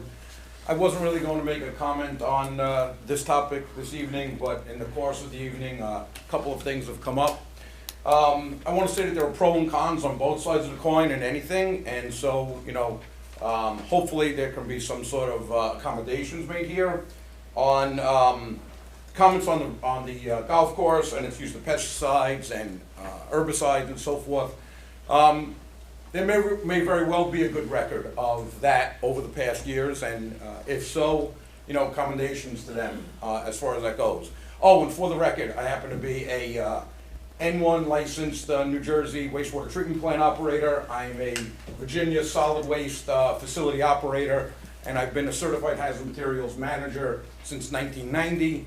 I'm also the president of AHMP New Jersey, the Alliance of Hazard Materials Professionals. Continuing with that, I would be definitely against PGA events, and comparing a PGA event to a local bike race is like comparing David to Goliath. There's no comparison in the number of personnel that will be attending, number of spectators, anything of that sort. So I think that that comparison really doesn't carry any weight. As far as the heliport goes, or the helipad, or the helistop, or you know the name that it has, as an emergency responder for over 40 years, I've been responding to 1 in a million events for 40 years, and believe me, 1 in a million events happen much more than 1 in a million years. I've responded to ships running aground in the Arctic Hill. I responded to tanker explosions. I responded to breaches in the Exxon pipeline across the Arctic Hill. So when you say that you're going to put a helipad in and there's only a few flights per week or per day or per month, there's a 1 in a million shot. That 1 in a million shot just may very well happen. And what happens in that case? You've got fuel from the helicopter, you have emergency response from the local fire department. Fire department foams, in case anyone doesn't know, contain PFAS, perfluorinated alkyl substances, which are now proposed to be regulated in drinking water standard in New Jersey to 10 parts per trillion. That's not 10 parts per million, it's not 10 parts per billion, it's 10 parts per trillion. So any incident of a crash that may happen and is responded with firefighting foam could definitely impact the surface water and groundwater of our community.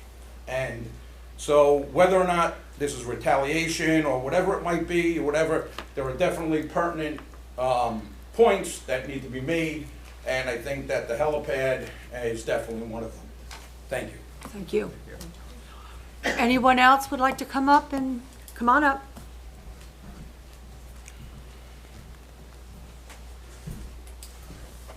Mark Kotsis, 121 Backbrook Road. I was here in 2008 when the heliport came up the first time. I just have a few questions because I didn't realize it was coming back again until just recently. I didn't know where on the property the heliport is going. I literally live right across the street on the Backbrook side. Just a few questions I have is where exactly is it proposed to go? how many flights a day? And I guess the main thing is, was there an environmental impact statement done by the town for the brake rotor dust, which is going to stir up all the chemicals from the golf course? And there's abandoned silos that run along Backbrook Road, which was once part of my property. Now it's on the other side. Those are filled with asbestos in there.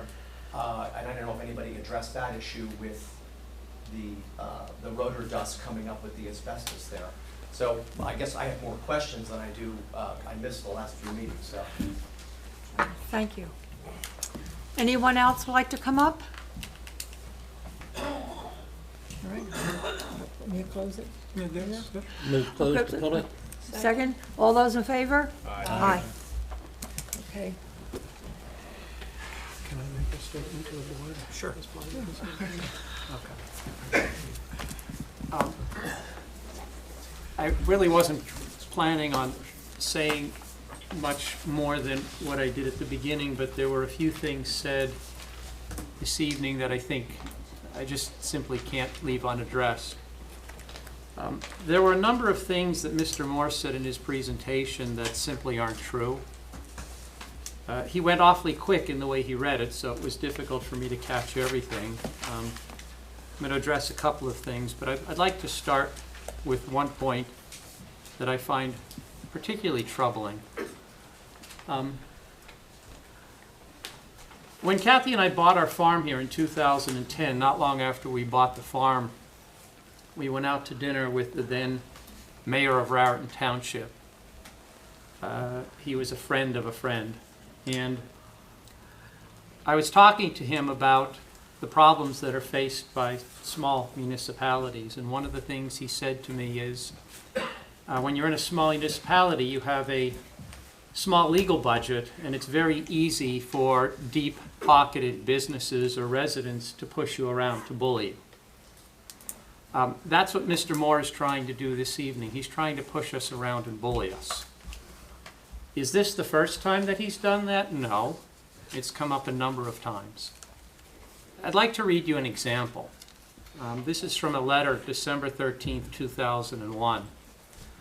It was written by Mr. Gordon, who was with us this evening.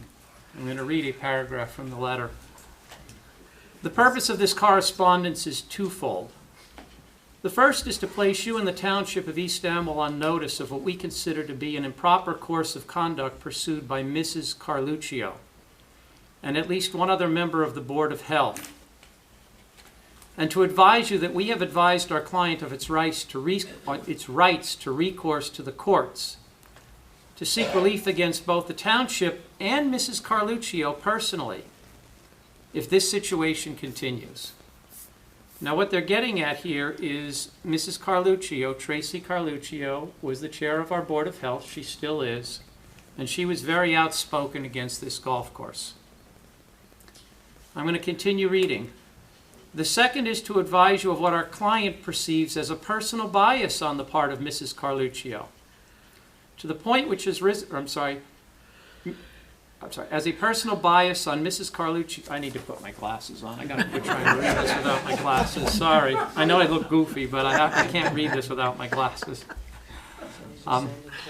The second is to advise you of what our client perceives as a personal bias on Mrs. Carluccio's point, which has risen to the level which we believe constitutes a conflict of interest, which requires her disqualification from any future hearings regarding applications for this project. This bias has been demonstrated both in the I'm reading a blurred copy, in aforesaid improper communications with state agencies and in Mrs. Carluccio's personal treatment of me at public hearings during which she preemptively cut off my presentation in mid-sentence to the point where I am now compelled to bring a certified court reporter, videographer to all Board of Health proceedings to assure that not just the verbiage of the proceedings is properly recorded, but that Mrs. Carluccio's demeanor and tone of voice are also recorded. It should be noted that during the hearings on the applications by the Ridge, other members of the Planning Board and the Board of Health, Barbara Wolf, Robert Oberthaler, have routinely disqualified themselves based on actual or perceived conflicts of interest. So here we are in 2001. Tracy Carluccio is doing what she is perfectly entitled to do as the chair of the Board of Health. She is raising legitimate concerns about having a golf course in East Amwell. What does Mr. Moore and his lawyer do? They threaten to sue the township. They threaten to sue Mrs. Carluccio personally. They claim that she has a personal bias against Mr. Moore. This has come up a number of other times in the documents. I've gone through lots and lots of documents. When Mr. Moore doesn't get what he likes, he threatens to sue. My impression is that the township historically has backed down. So he gets what he wants because he has a very deep pocket. We'll have to make a fundamental decision here as a board as to whether we're going to allow that strategy to continue. I have my own views on that. It kind of tracks the bully on the playground. You let the bully on the playground continue to bully people and it just doesn't stop. And at some point you have to stand up to the bully. It may be painful to stand up to the bully, but you have to do it. So I don't appreciate the tactic of threatening East Amwell with litigation because you don't like the result. Second, Mr. Moore made a statement that we contacted one of his members asking for a meeting with Mr. Moore. I did not contact any of his members asking for a meeting with Mr. Moore. Did we have a conversation with one of his members? Yes. And my response to that member, which was the same response that I've communicated to a number of people for the last few months, was I am not going to have a one-on-one or a two-on-one discussion with Mr. Moore. If Mr. Moore wants to have a discussion about the Hellestop or any other topic, he should come to the public meeting and discuss it so that the residents have an opportunity to hear what is being said. The notion that that's the way he's conducted business in the past is not correct. If you go through the minutes, there are a number of references in the minutes. I have 63 pages here of snippets of minutes going back to 1998.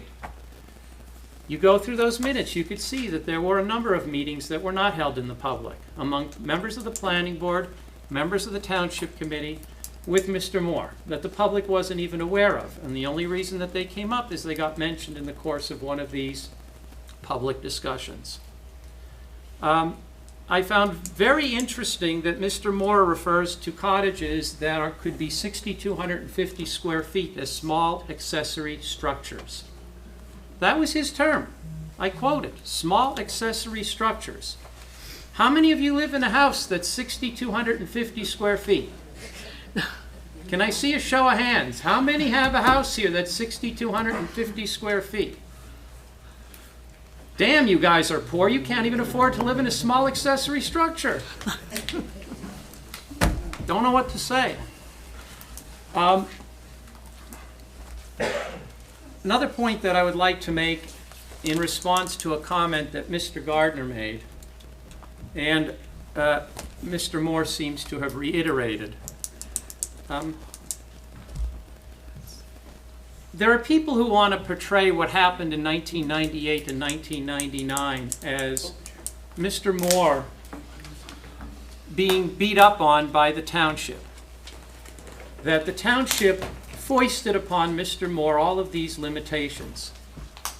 That is not in fact true. When you look at what I find as the first piece of written record here, which is December 2nd, 1998, it's a planning board meeting. Mr. Moore introduced himself to the planning board and discussed what he envisioned.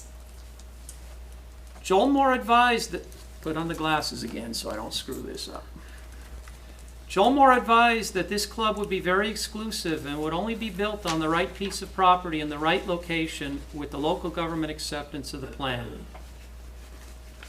He was involved in developing the Cherry Valley Golf Club and served as its president. This venture will be different from Cherry Valley in that there will be no residents and only golf with no pool or no other recreational facilities. There will be a limited food and beverage distribution with a dining room set up for lunch.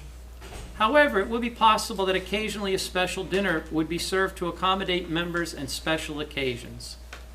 He anticipates an 8,000 to 10,000 square foot maintenance building and an 11,000 to 13,000 square foot clubhouse, possibly equestrian trails and buffers around the edge.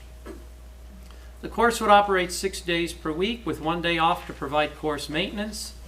In contrast, he said that Cherry Valley has 340 golf members, plus social members, and tennis and swimming pool members.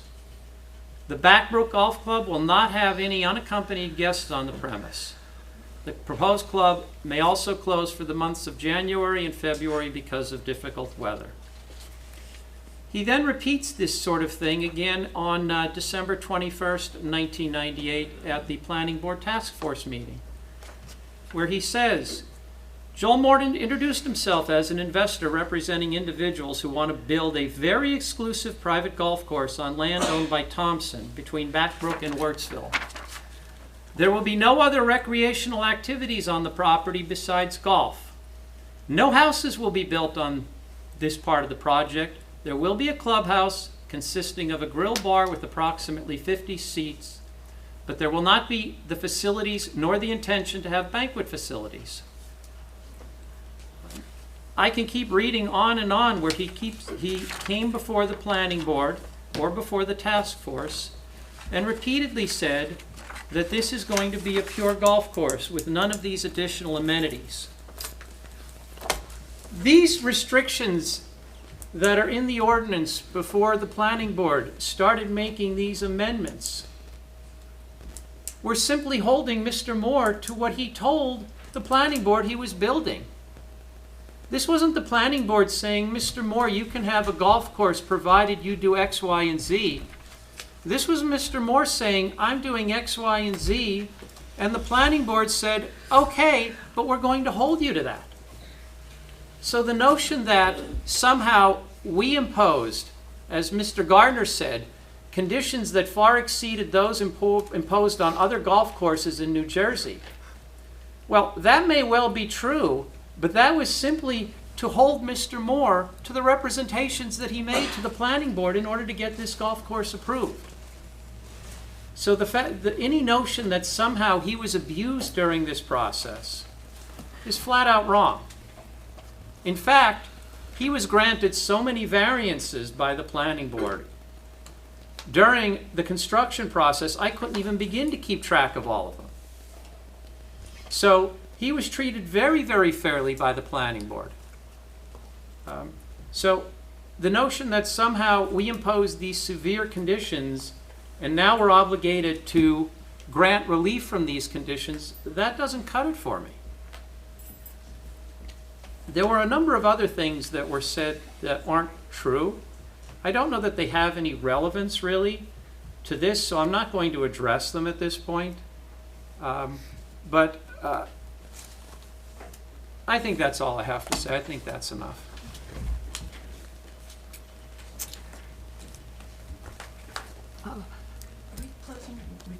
We did close the Yes. public, yes. Okay. So if there's any other deliberation by any Yeah, of the does other any- board members or comments? I need to make a comment. I don't know what's going on between Mr. Moore and Mr. Wolf. I don't even know Mr. Moore. And- I've met him well, once. This exchange, I don't know what this exchange is about. But I want it to be clear that whatever it is not going into my consideration of this amendment. I love the Ridge. I think it's an asset for this town. I'm glad they're here. And if the truth be told, I've benefited from the Ridge, frankly. I mean, truth, my daughter was married there, and I'm incredibly grateful for that. I think the Ridge is an asset to this community. But with respect to this amendment, I'm looking at the history of when golf courses were originally approved and the conditions under which it was approved. With the last application, Francis talked about how this is, you know, a farming community and the character of this community, and I think the conditions with which the golf course planning policy was originally set up were designed so that that use would be compatible with the character of this town. And my concern is we've strayed from that. And that's what's influencing my opinion of this amendment. And that's all that's influencing that. It's not the taxes.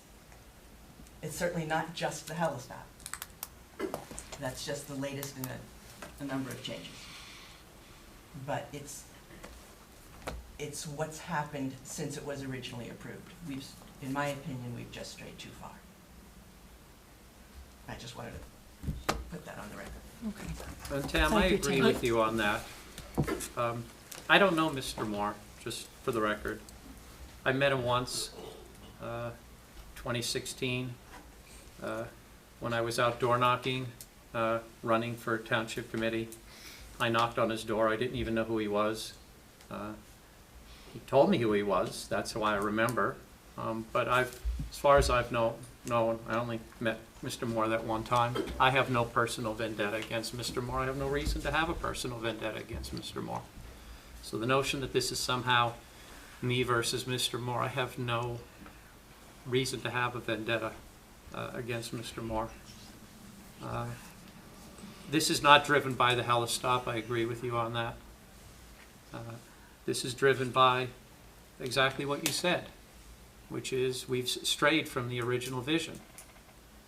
I suppose we could debate whether the ridge is or is not an asset to East Amwell. Different people will have different views on that.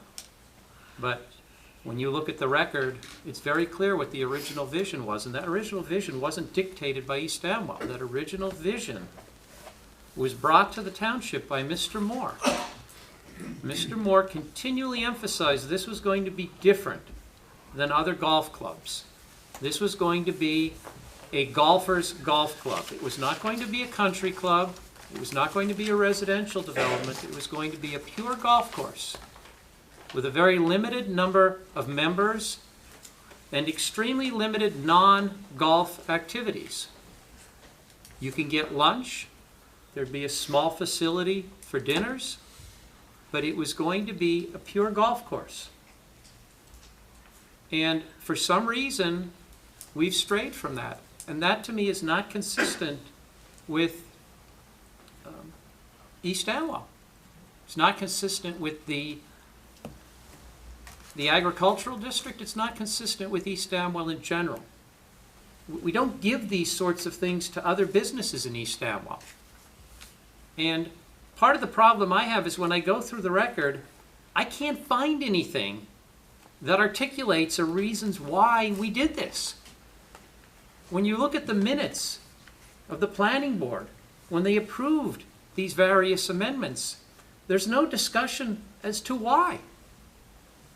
What did it do for East Amwell? How did it further the vision of East Amwell? How did it further our master plan?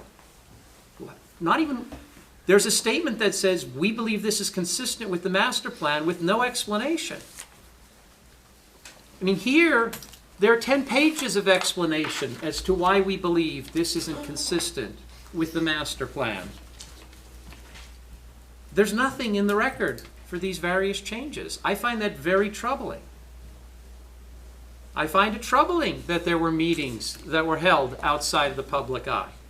The notion that Mr. Matthews and I requested a meeting outside the public eye? No. That's entirely inconsistent with the way this town has been run since, what was the phrase used earlier, political climate changed? Look at that. That wasn't there before us. People can watch these meetings on video. They don't have to come. They can watch. They can see everything that happens. We have been nothing but open. We have done everything we can to promote openness in this town. The notion that we wanted to have some secret meeting with Mr. Moore, no, I'm sorry, that's not true. No one ever said anything about a secret meeting. We did not request a meeting with you. You didn't? We did not. You or Mr. Matthews did not? I did not request a Are you meeting. speaking for Mr. Matthews? The public portion I'm has been speaking for closed. me. And I am telling you, I did not request a meeting. To my knowledge, Mr. Matthews did not request a meeting. To my knowledge, both of us have been walking down the same road, which is we're not doing anything in closed session. Anything that matters in this town is done here and on camera, so that anyone who wants to see why something was done can see. If they can't make the meeting, they have the opportunity to watch it. This is all stored. You can click on a button and see it. Can I respond? I believe the public. Planning policy. I'm sorry, That's up to the I board. digress, yes. Yeah. What? I just think, I think it would be more helpful for the board if we talked about the planning policy. You know, I mean, this is when we're supposed to be talking with each other about what we think of the planning policy. I think that's the most useful part. Right. Yes. Hi, Frances Gavigan, talking about the plan. I looked at it, I concur with it, but it wasn't just the helipad that warrants this kind of revisiting. You know, there's a lot of, what do they say in business, scope creep over years, and this is a document that says this is what we bought and considered, and reiterating the value of it.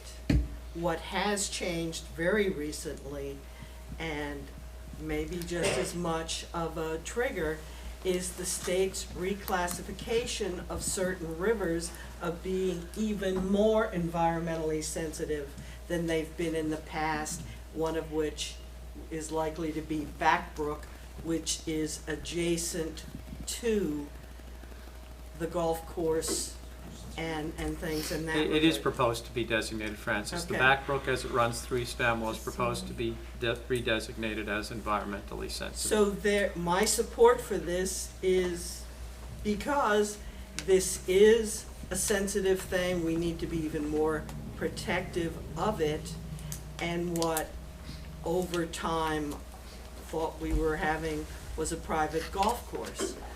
I've tried to take my position on this board seriously, or as a member of the public on the other side. One of the things that I did recently so that I could be more informed was I bought this book, which is one that's in the Complete Illustrated Book of Development Definitions, which I believe is something that's given out in the professional courses for people that are in this professionally.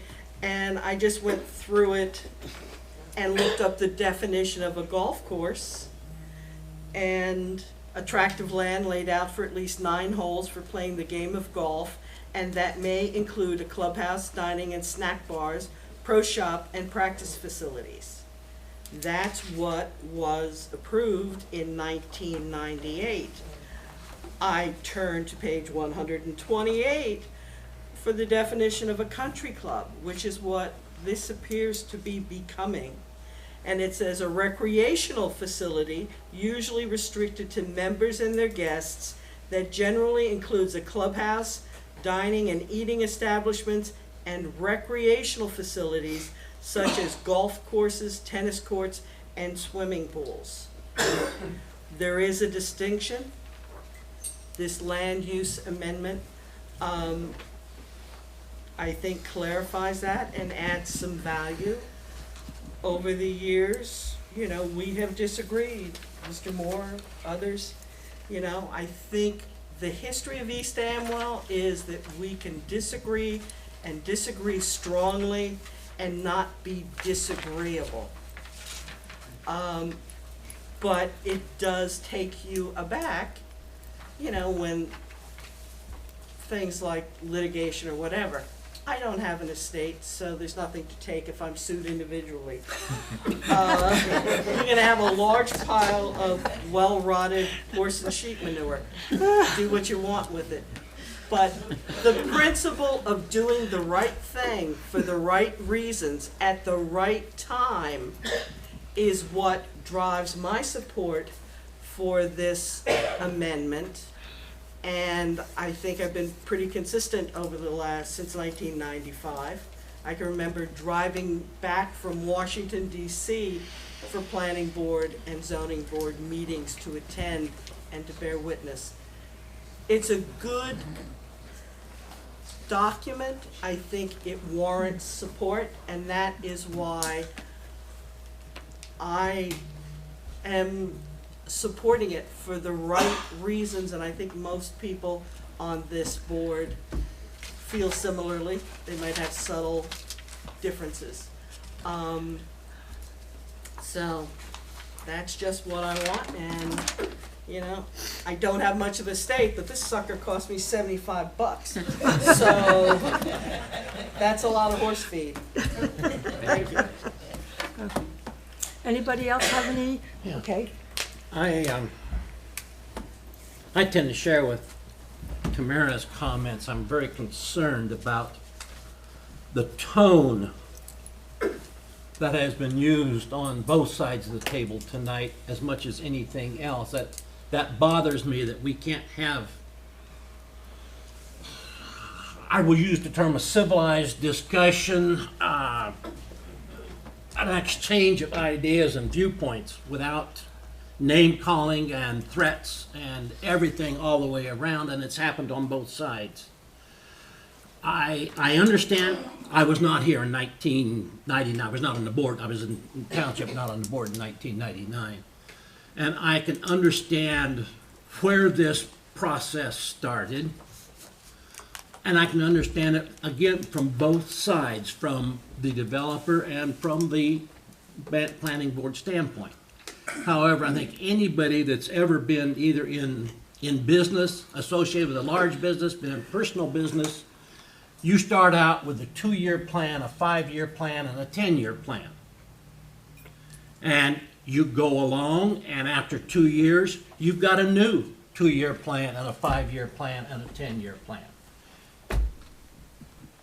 Your business has got to evolve. It cannot stay static, or you're not going to be in business.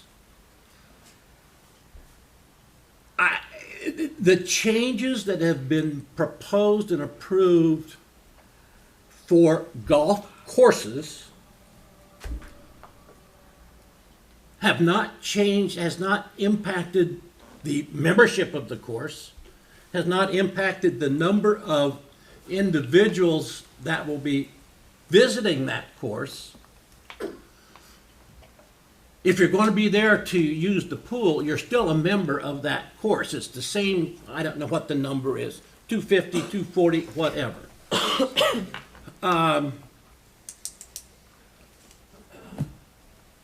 I hate to say it, but the Hillestop has come up 2 or 3 or 5 or 8 times tonight.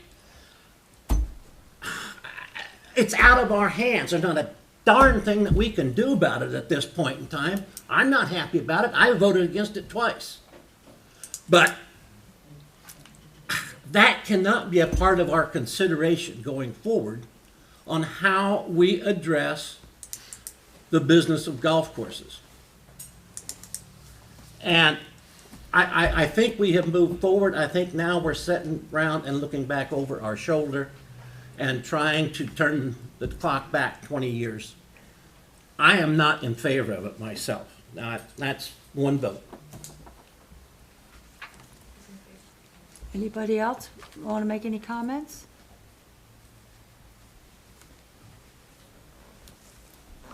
We vote? So at this point, it would be a motion whether to either adopt the master plan or not adopt the master plan. And it's always preferable to do it in the affirmative because double negatives make life very complicated. Can I make am I allowed to make a statement? No. Can I make a motion to adopt this amendment to the master plan? Yes. You certainly can. Anybody like to second it? I'll second it. Okay, I think we should do a roll call vote. Yes.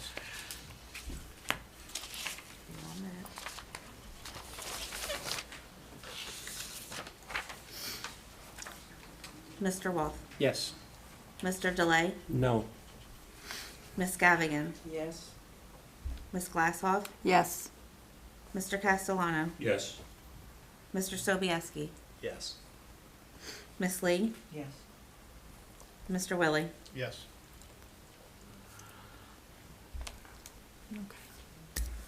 Okay. Carries. Do we need Yes. Motion to carries. Oh, yeah. move to approve a resolution? Yeah, there is. Oh, yes. That's right. I did prepare a resolution in the event.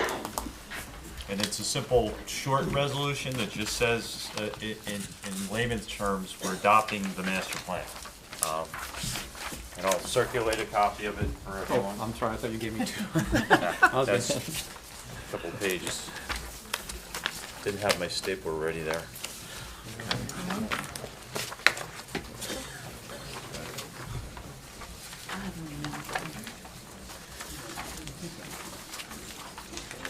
For your file. Oh, you made one for everybody. Yes, Okay, I saw it, if you don't mind. let me see. There's 2 pages. It's 2 pages. 2 pages. Okay. Okay, 2 more. Yep, and one for me. No, I think we read it. Okey dokey.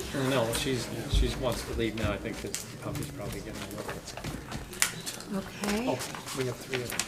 We bought 3. He's the older one, he's 16 weeks. And just for the public, the resolution says now there, I'm not gonna get into the whereases. It says now therefore be it resolved by the Land Use Board of the Township of East Amwell that it hereby adopts the master plan amendment entitled 2019 Land Use Plan Amendment affecting East Amwell's greenways, open space, and recreation planning policies pertaining to golf courses in accordance with NJSA 40:55D-28. Okay. I'd like to, okay, who, second? Okay, roll call vote. Yeah. Only To those. approve this resolution. Oh, that's right. memorialize the resolution. Yes, Only those voting in favor can vote, right, right? that's right. Right. Thank you. And Roger, you can't vote on Yeah, this. he knows. Right, Yeah. okay. Roger can't vote. No. I No, he can't vote. voted no, sir. Okay. Mr. Wolf? Yes. Ms. Gavigan? Yes. Ms. Glasshoff? Yes. Mr. Castellano? Yes. Mr. Sobieski? Yes. Ms. Lee? Yes. And Mr. Willie? Yes.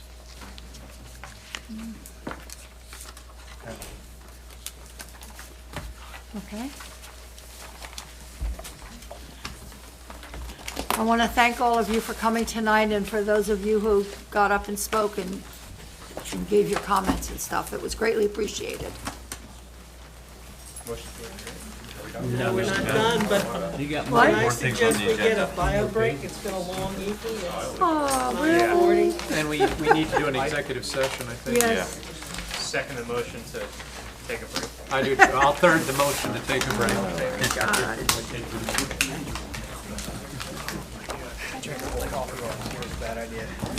Yes, it's a Okay. Can I get a ride home with you? I got the hold up until like middle. He can't. No, I turned it off. No, I mean the, camera. Allison.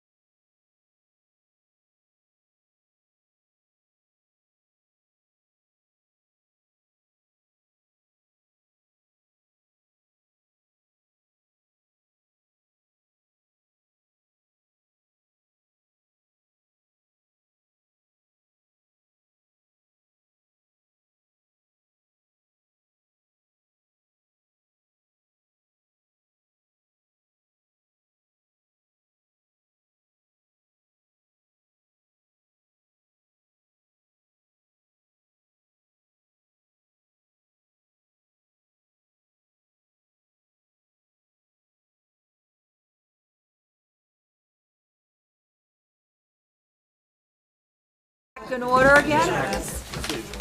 Okay, now, let's just move along with this. Oral reports, do you have anything to say, Rick? No. I usually do, but nothing on phosphate. Okay. And Francis, do you have anything to say, or? I do, but I won't. Good, thank you. Okay, Krista, do you have anything to say? No. I have nothing to say, so we'll move on. You've all seen the correspondence. Is there anything on here you want to have questions of? Good. All right, I like a motion to open to the public. I move we open to the public since that seems to be my job. Okay, all those in favor? Aye. Okay, we're open to the public. Does anyone in the public like to have any comments or ask any questions? We're open to the public for 1, 2, 3, join. 4. Okay, well, come on up. Can we have your name, please? I don't think people know who you are. Yeah, we want to make sure they know Tim who you are. Matthews, Okay. 72 Lindell Road. I personally witnessed fluorescent green liquid coming out of the creek from the ridge during the Amwell Valley baseball tournament several years ago. As a matter of fact, a resident came to me and said, "Tim, you're on the township committee, you gotta do something about this." And I drove over there with the resident, and it was fluorescent green, it looked like Jell-O coming down the creek into the back road.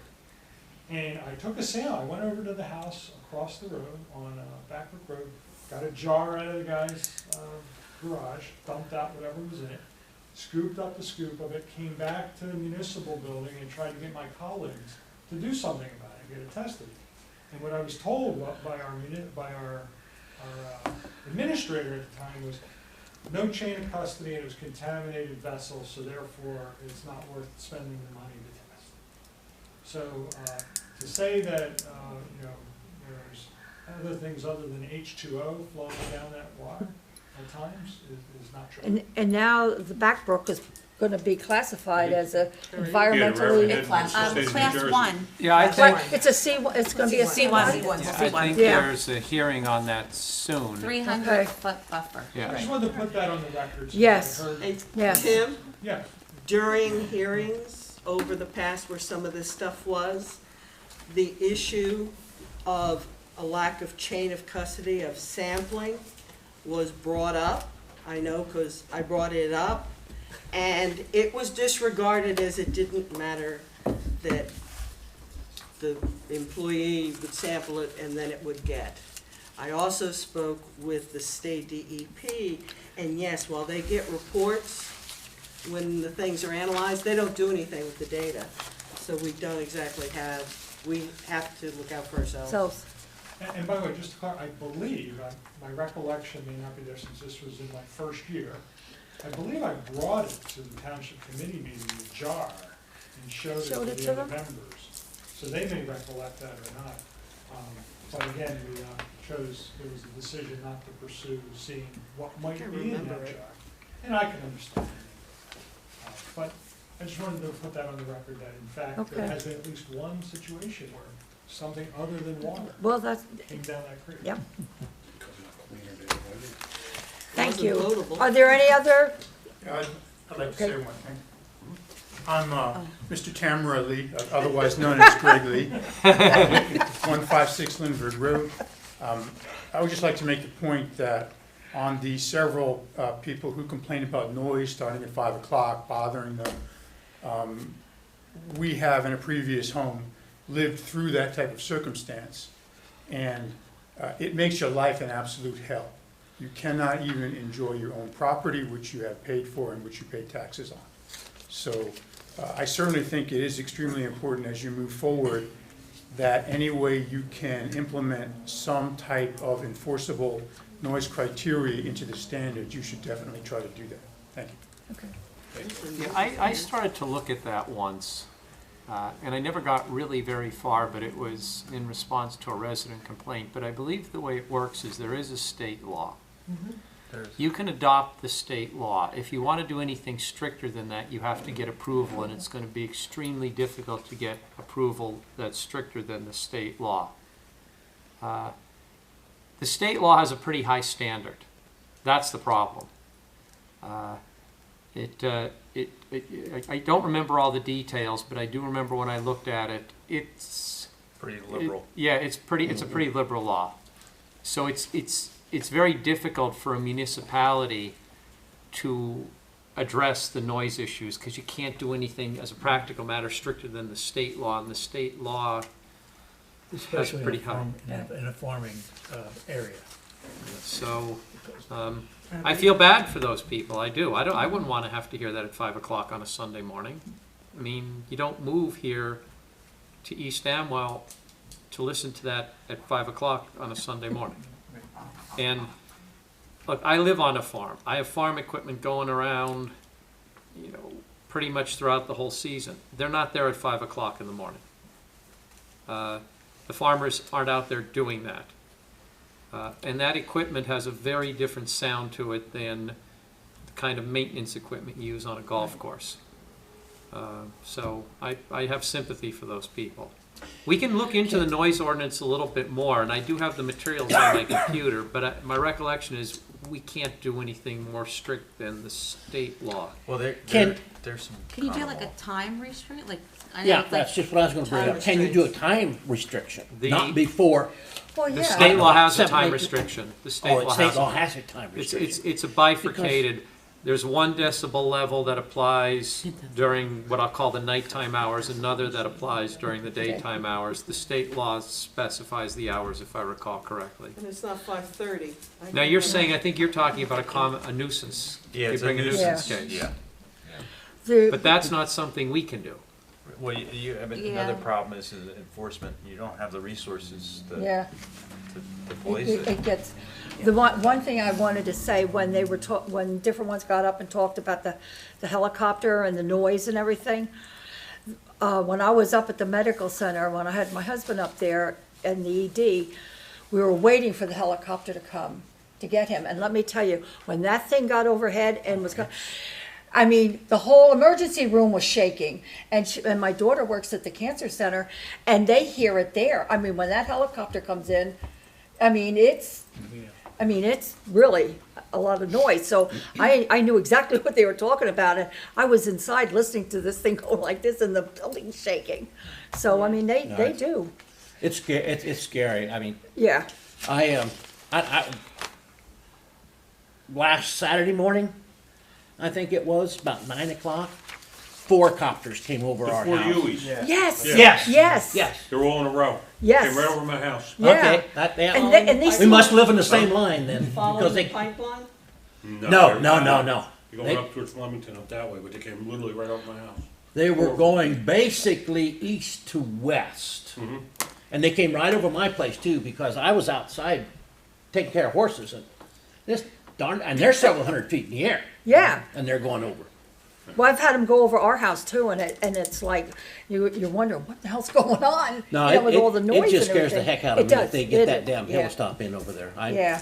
Well, we haven't heard anything yet, and we're supposed to Really hear concerned. by the Yeah. beginning of April, and I still haven't heard anything, so I don't know what's going on, but I was supposed to hear by February, then it was supposed to be March, then it was supposed to be beginning of April. I haven't heard Yeah, anything. New Jersey? Maybe they're gonna want. Well, yes, I mean. Did I say anything more? I can't imagine. You're right. The state being quite that. May I speak? We're still open to the public. Yep. Jamie Bowers, Mayor Rapito. I'm 92 Backbrook Road. My property is borders on the ridge. And I would like to say with regards to noise, not only does it start at 5 a.m., but during the summer season, they run fans on that golf course through the night, very loud. You cannot sleep with your windows open. It's, Why do they run fans? They're- Yeah. To dry the green. Dry the It green. keeps the mold. Keeps and the mold Yes. down. Keeps the Keep mold the down. dew- If the they've dew got- off it. Yeah, so If you've got a that, shaded green, I installed them when I was at Hopewell, and one of the neighbors threatened to shoot me. But, They're loud. they're super loud. Yeah, I mean, and they run and you through run all the night long. night. You just run them all night long. You just, Right. you know. so I don't know that you're aware of that, because if you're not, if you're not contiguous to the property, you might not know that, but that, Right. and that happens summer after summer. And I've called and complained, they'll cut them off for a while, but then they start up again. So, Yeah, when you're considering your noise ordinance, I wish you'd please take that into consideration too. Thank you. Thank you. Okay, I'd like to have a motion So to. move. Close the Second. public. Second. And all those in favor? Aye. Yep, we're making All right. progress. I think Okay. we have to kick everybody out for executive Yes, session. we're going to now go into close executive session. And Allison, you'll shut off the Yes. cameras? Thank you very much. Yeah, somebody shut off the camera.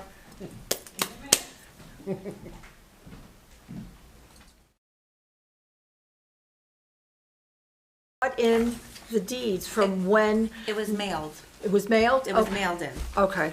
But anyway, she gets the deeds, and she asked me, she said, should I put these on the agenda? I said, no, let me look into this thing and find out what's going on.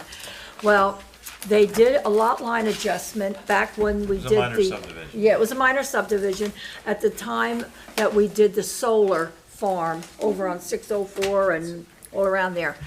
Well, the deeds never got filed.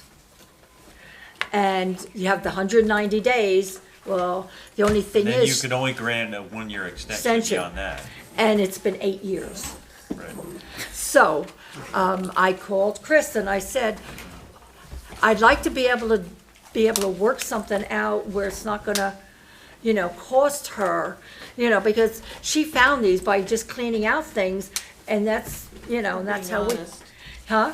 And being honest. Yes, so I talked to Chris and, go ahead, you tell Yeah, him. well, she'll have to come in and file a new application, but we don't need to reinvent the wheel. Right. And basically, it would be technically a new approval, but on the same terms and conditions. And he'll do a resolution, so this way it just kinda, Was that subdividing out the house?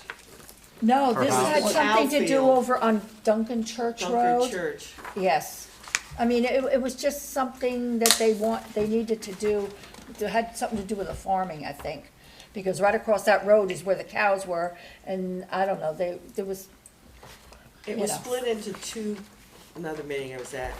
It was split, they wanted to have the dedicated land that was gonna be for the solar installation and the land where the cows were on the Dunker Church side to remain as farm property and for farm assessment and other kinds of things. And remember, there was also the land that was under the solar installation, then there's payback of taxes and things like that that had to Roll back. roll back taxes.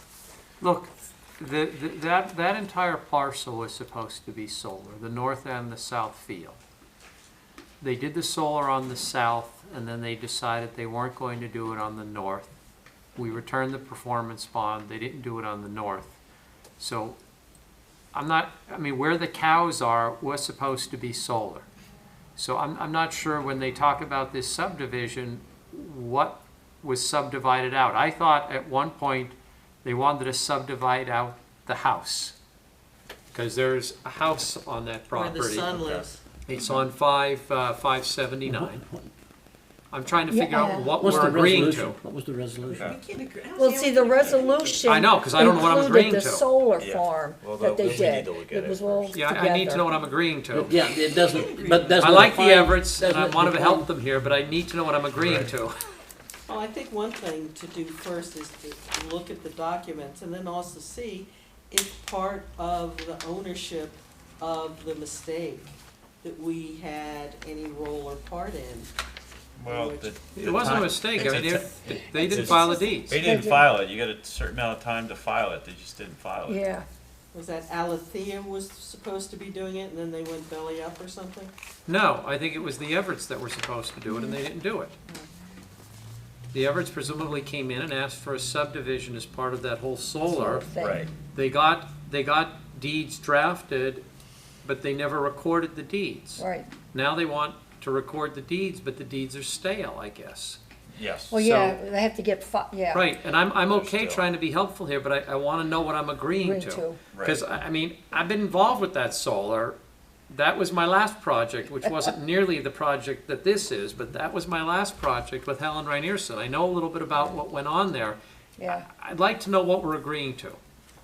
That's I don't want to run up a lot of Well, legal fees or why- anything, but okay. I just want to know what we're Krista? agreeing to. See if you can, the file from that, I mean, it should be somewheres, in there. But anyway, to get it out, and do you want to look at it with the deeds? And just kind of like say that, yes, you know. I'd like to keep it simple as possible, but I think we need you to really look Well, at the the two and question is, make if we're sure gonna incur everything is. professional fees, are we eating those, or should the Everett's eat those? You're smiling, Kyle. On what basis are we going to? We, the township? Yeah, I mean. I know, they're asking us to come in and assist them in correcting a mistake. We don't know what we're being asked to do. Well, maybe we could, we'll charge them some escrow. Let's find out. Can we find out what we're doing? I agree with Rick. Let's find out what we're doing.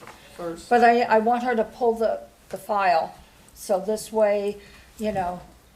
Can we pull the files, take a look at it, not spend any money yet, I like to and point then that out. regroup?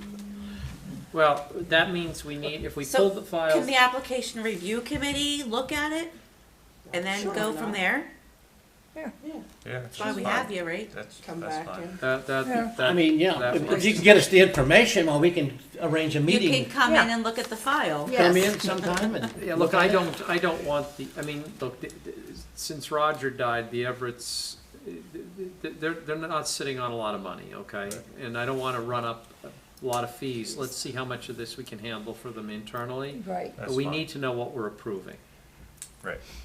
Not down to every last detail, but I have no clue. If somebody asks me, what did you just approve? I don't wanna say, well, I have no clue. I don't know, I know. It's, Yeah. Technically, right off the bat, you're not, it would be a done deal. but- Since the building is open on Tuesday nights, Well, we because gotta they're see what open, it is. you know, from 6:30 to 8, maybe we could get together, you know, and just come in for half an hour or whatever and look So, this stuff yeah, over. Tuesday nights, I'm here till 7:30. Can we do it next Tuesday night? Yeah, Yeah. yeah. Because oh, shoot, I can't, well, What? Are you on the I'm leaving committee? town Wednesday morning. I'm in New York, yeah. Well, we won't keep you out late. Well, I've got, okay. He's gonna pack, he's gotta do things. Well, I've got a church meeting Tuesday night too. What time do you I'll have to work be something there? out. 7 o'clock. Okay, because they open at 6:30, right? I'm here straight on till 7:30. Well, they So you could get come the- in No, before 6:30. I work from 8:30 till 7:30. Okay, I'll be in early if you leave the stuff there too. yeah, we can just, yeah, I can stop right after work, What time is right after work? probably about 20 after 5, by the time I get down You to want to try Stanwell. to meet here at 6 o'clock then? Sure. Do you wanna- can. Did the Yeah. committee approve the ARC ordinance? The what? It got sent to ARC. Did we introduce it last month? I don't remember. I'd have to go back and look. I don't remember. All right, But we're just reviewing, we're just trying to figure out what's going on. That's fine. right, Oh, planning board formed the committee. Right. right. That's a planning board Yeah, that's, function. It's fine. But there it's was fine. an ordinance that needed to Yeah, be, I don't, we're making it a little more formal with an ordinance. right. All right, if there is nothing else, we've got the bill. Did we make a motion on the bills and get that done? Yes, right, okay. Who would like to make a motion to adjourn? I'm Tim, I going. don't think we ever 6 did. o'clock Tuesday night. Anybody ever gave me Okay, a so final? we'll meet at 6 o'clock Tuesday. night? Remember I sent comments and then you were I'm trying to waiting, think, you I'm trying to sent figure out who it the fourth to one other was. people and asked Right, for I said comments? it's good to go, and you said, okay, I'll wait till Friday to hear. Who's second on the close? I don't know Yeah, that who we ever, seconded it? I Oh, don't think we we did. ever did anything. I don't think we ever did anything. It's ready for first. You'd be the official secretary tonight, right? Let me tell you. Okay. I know, right? I guess I'm number See, two. they parked themselves right next to each other, and it's been, I'll Can make I- it, I'll second is it, it I'll too make late it, to I'll introduce second it it, that's all you tomorrow two night? did Francis tonight. requested to sit by you. Thank you, you have a notice for it. I'm a codependent.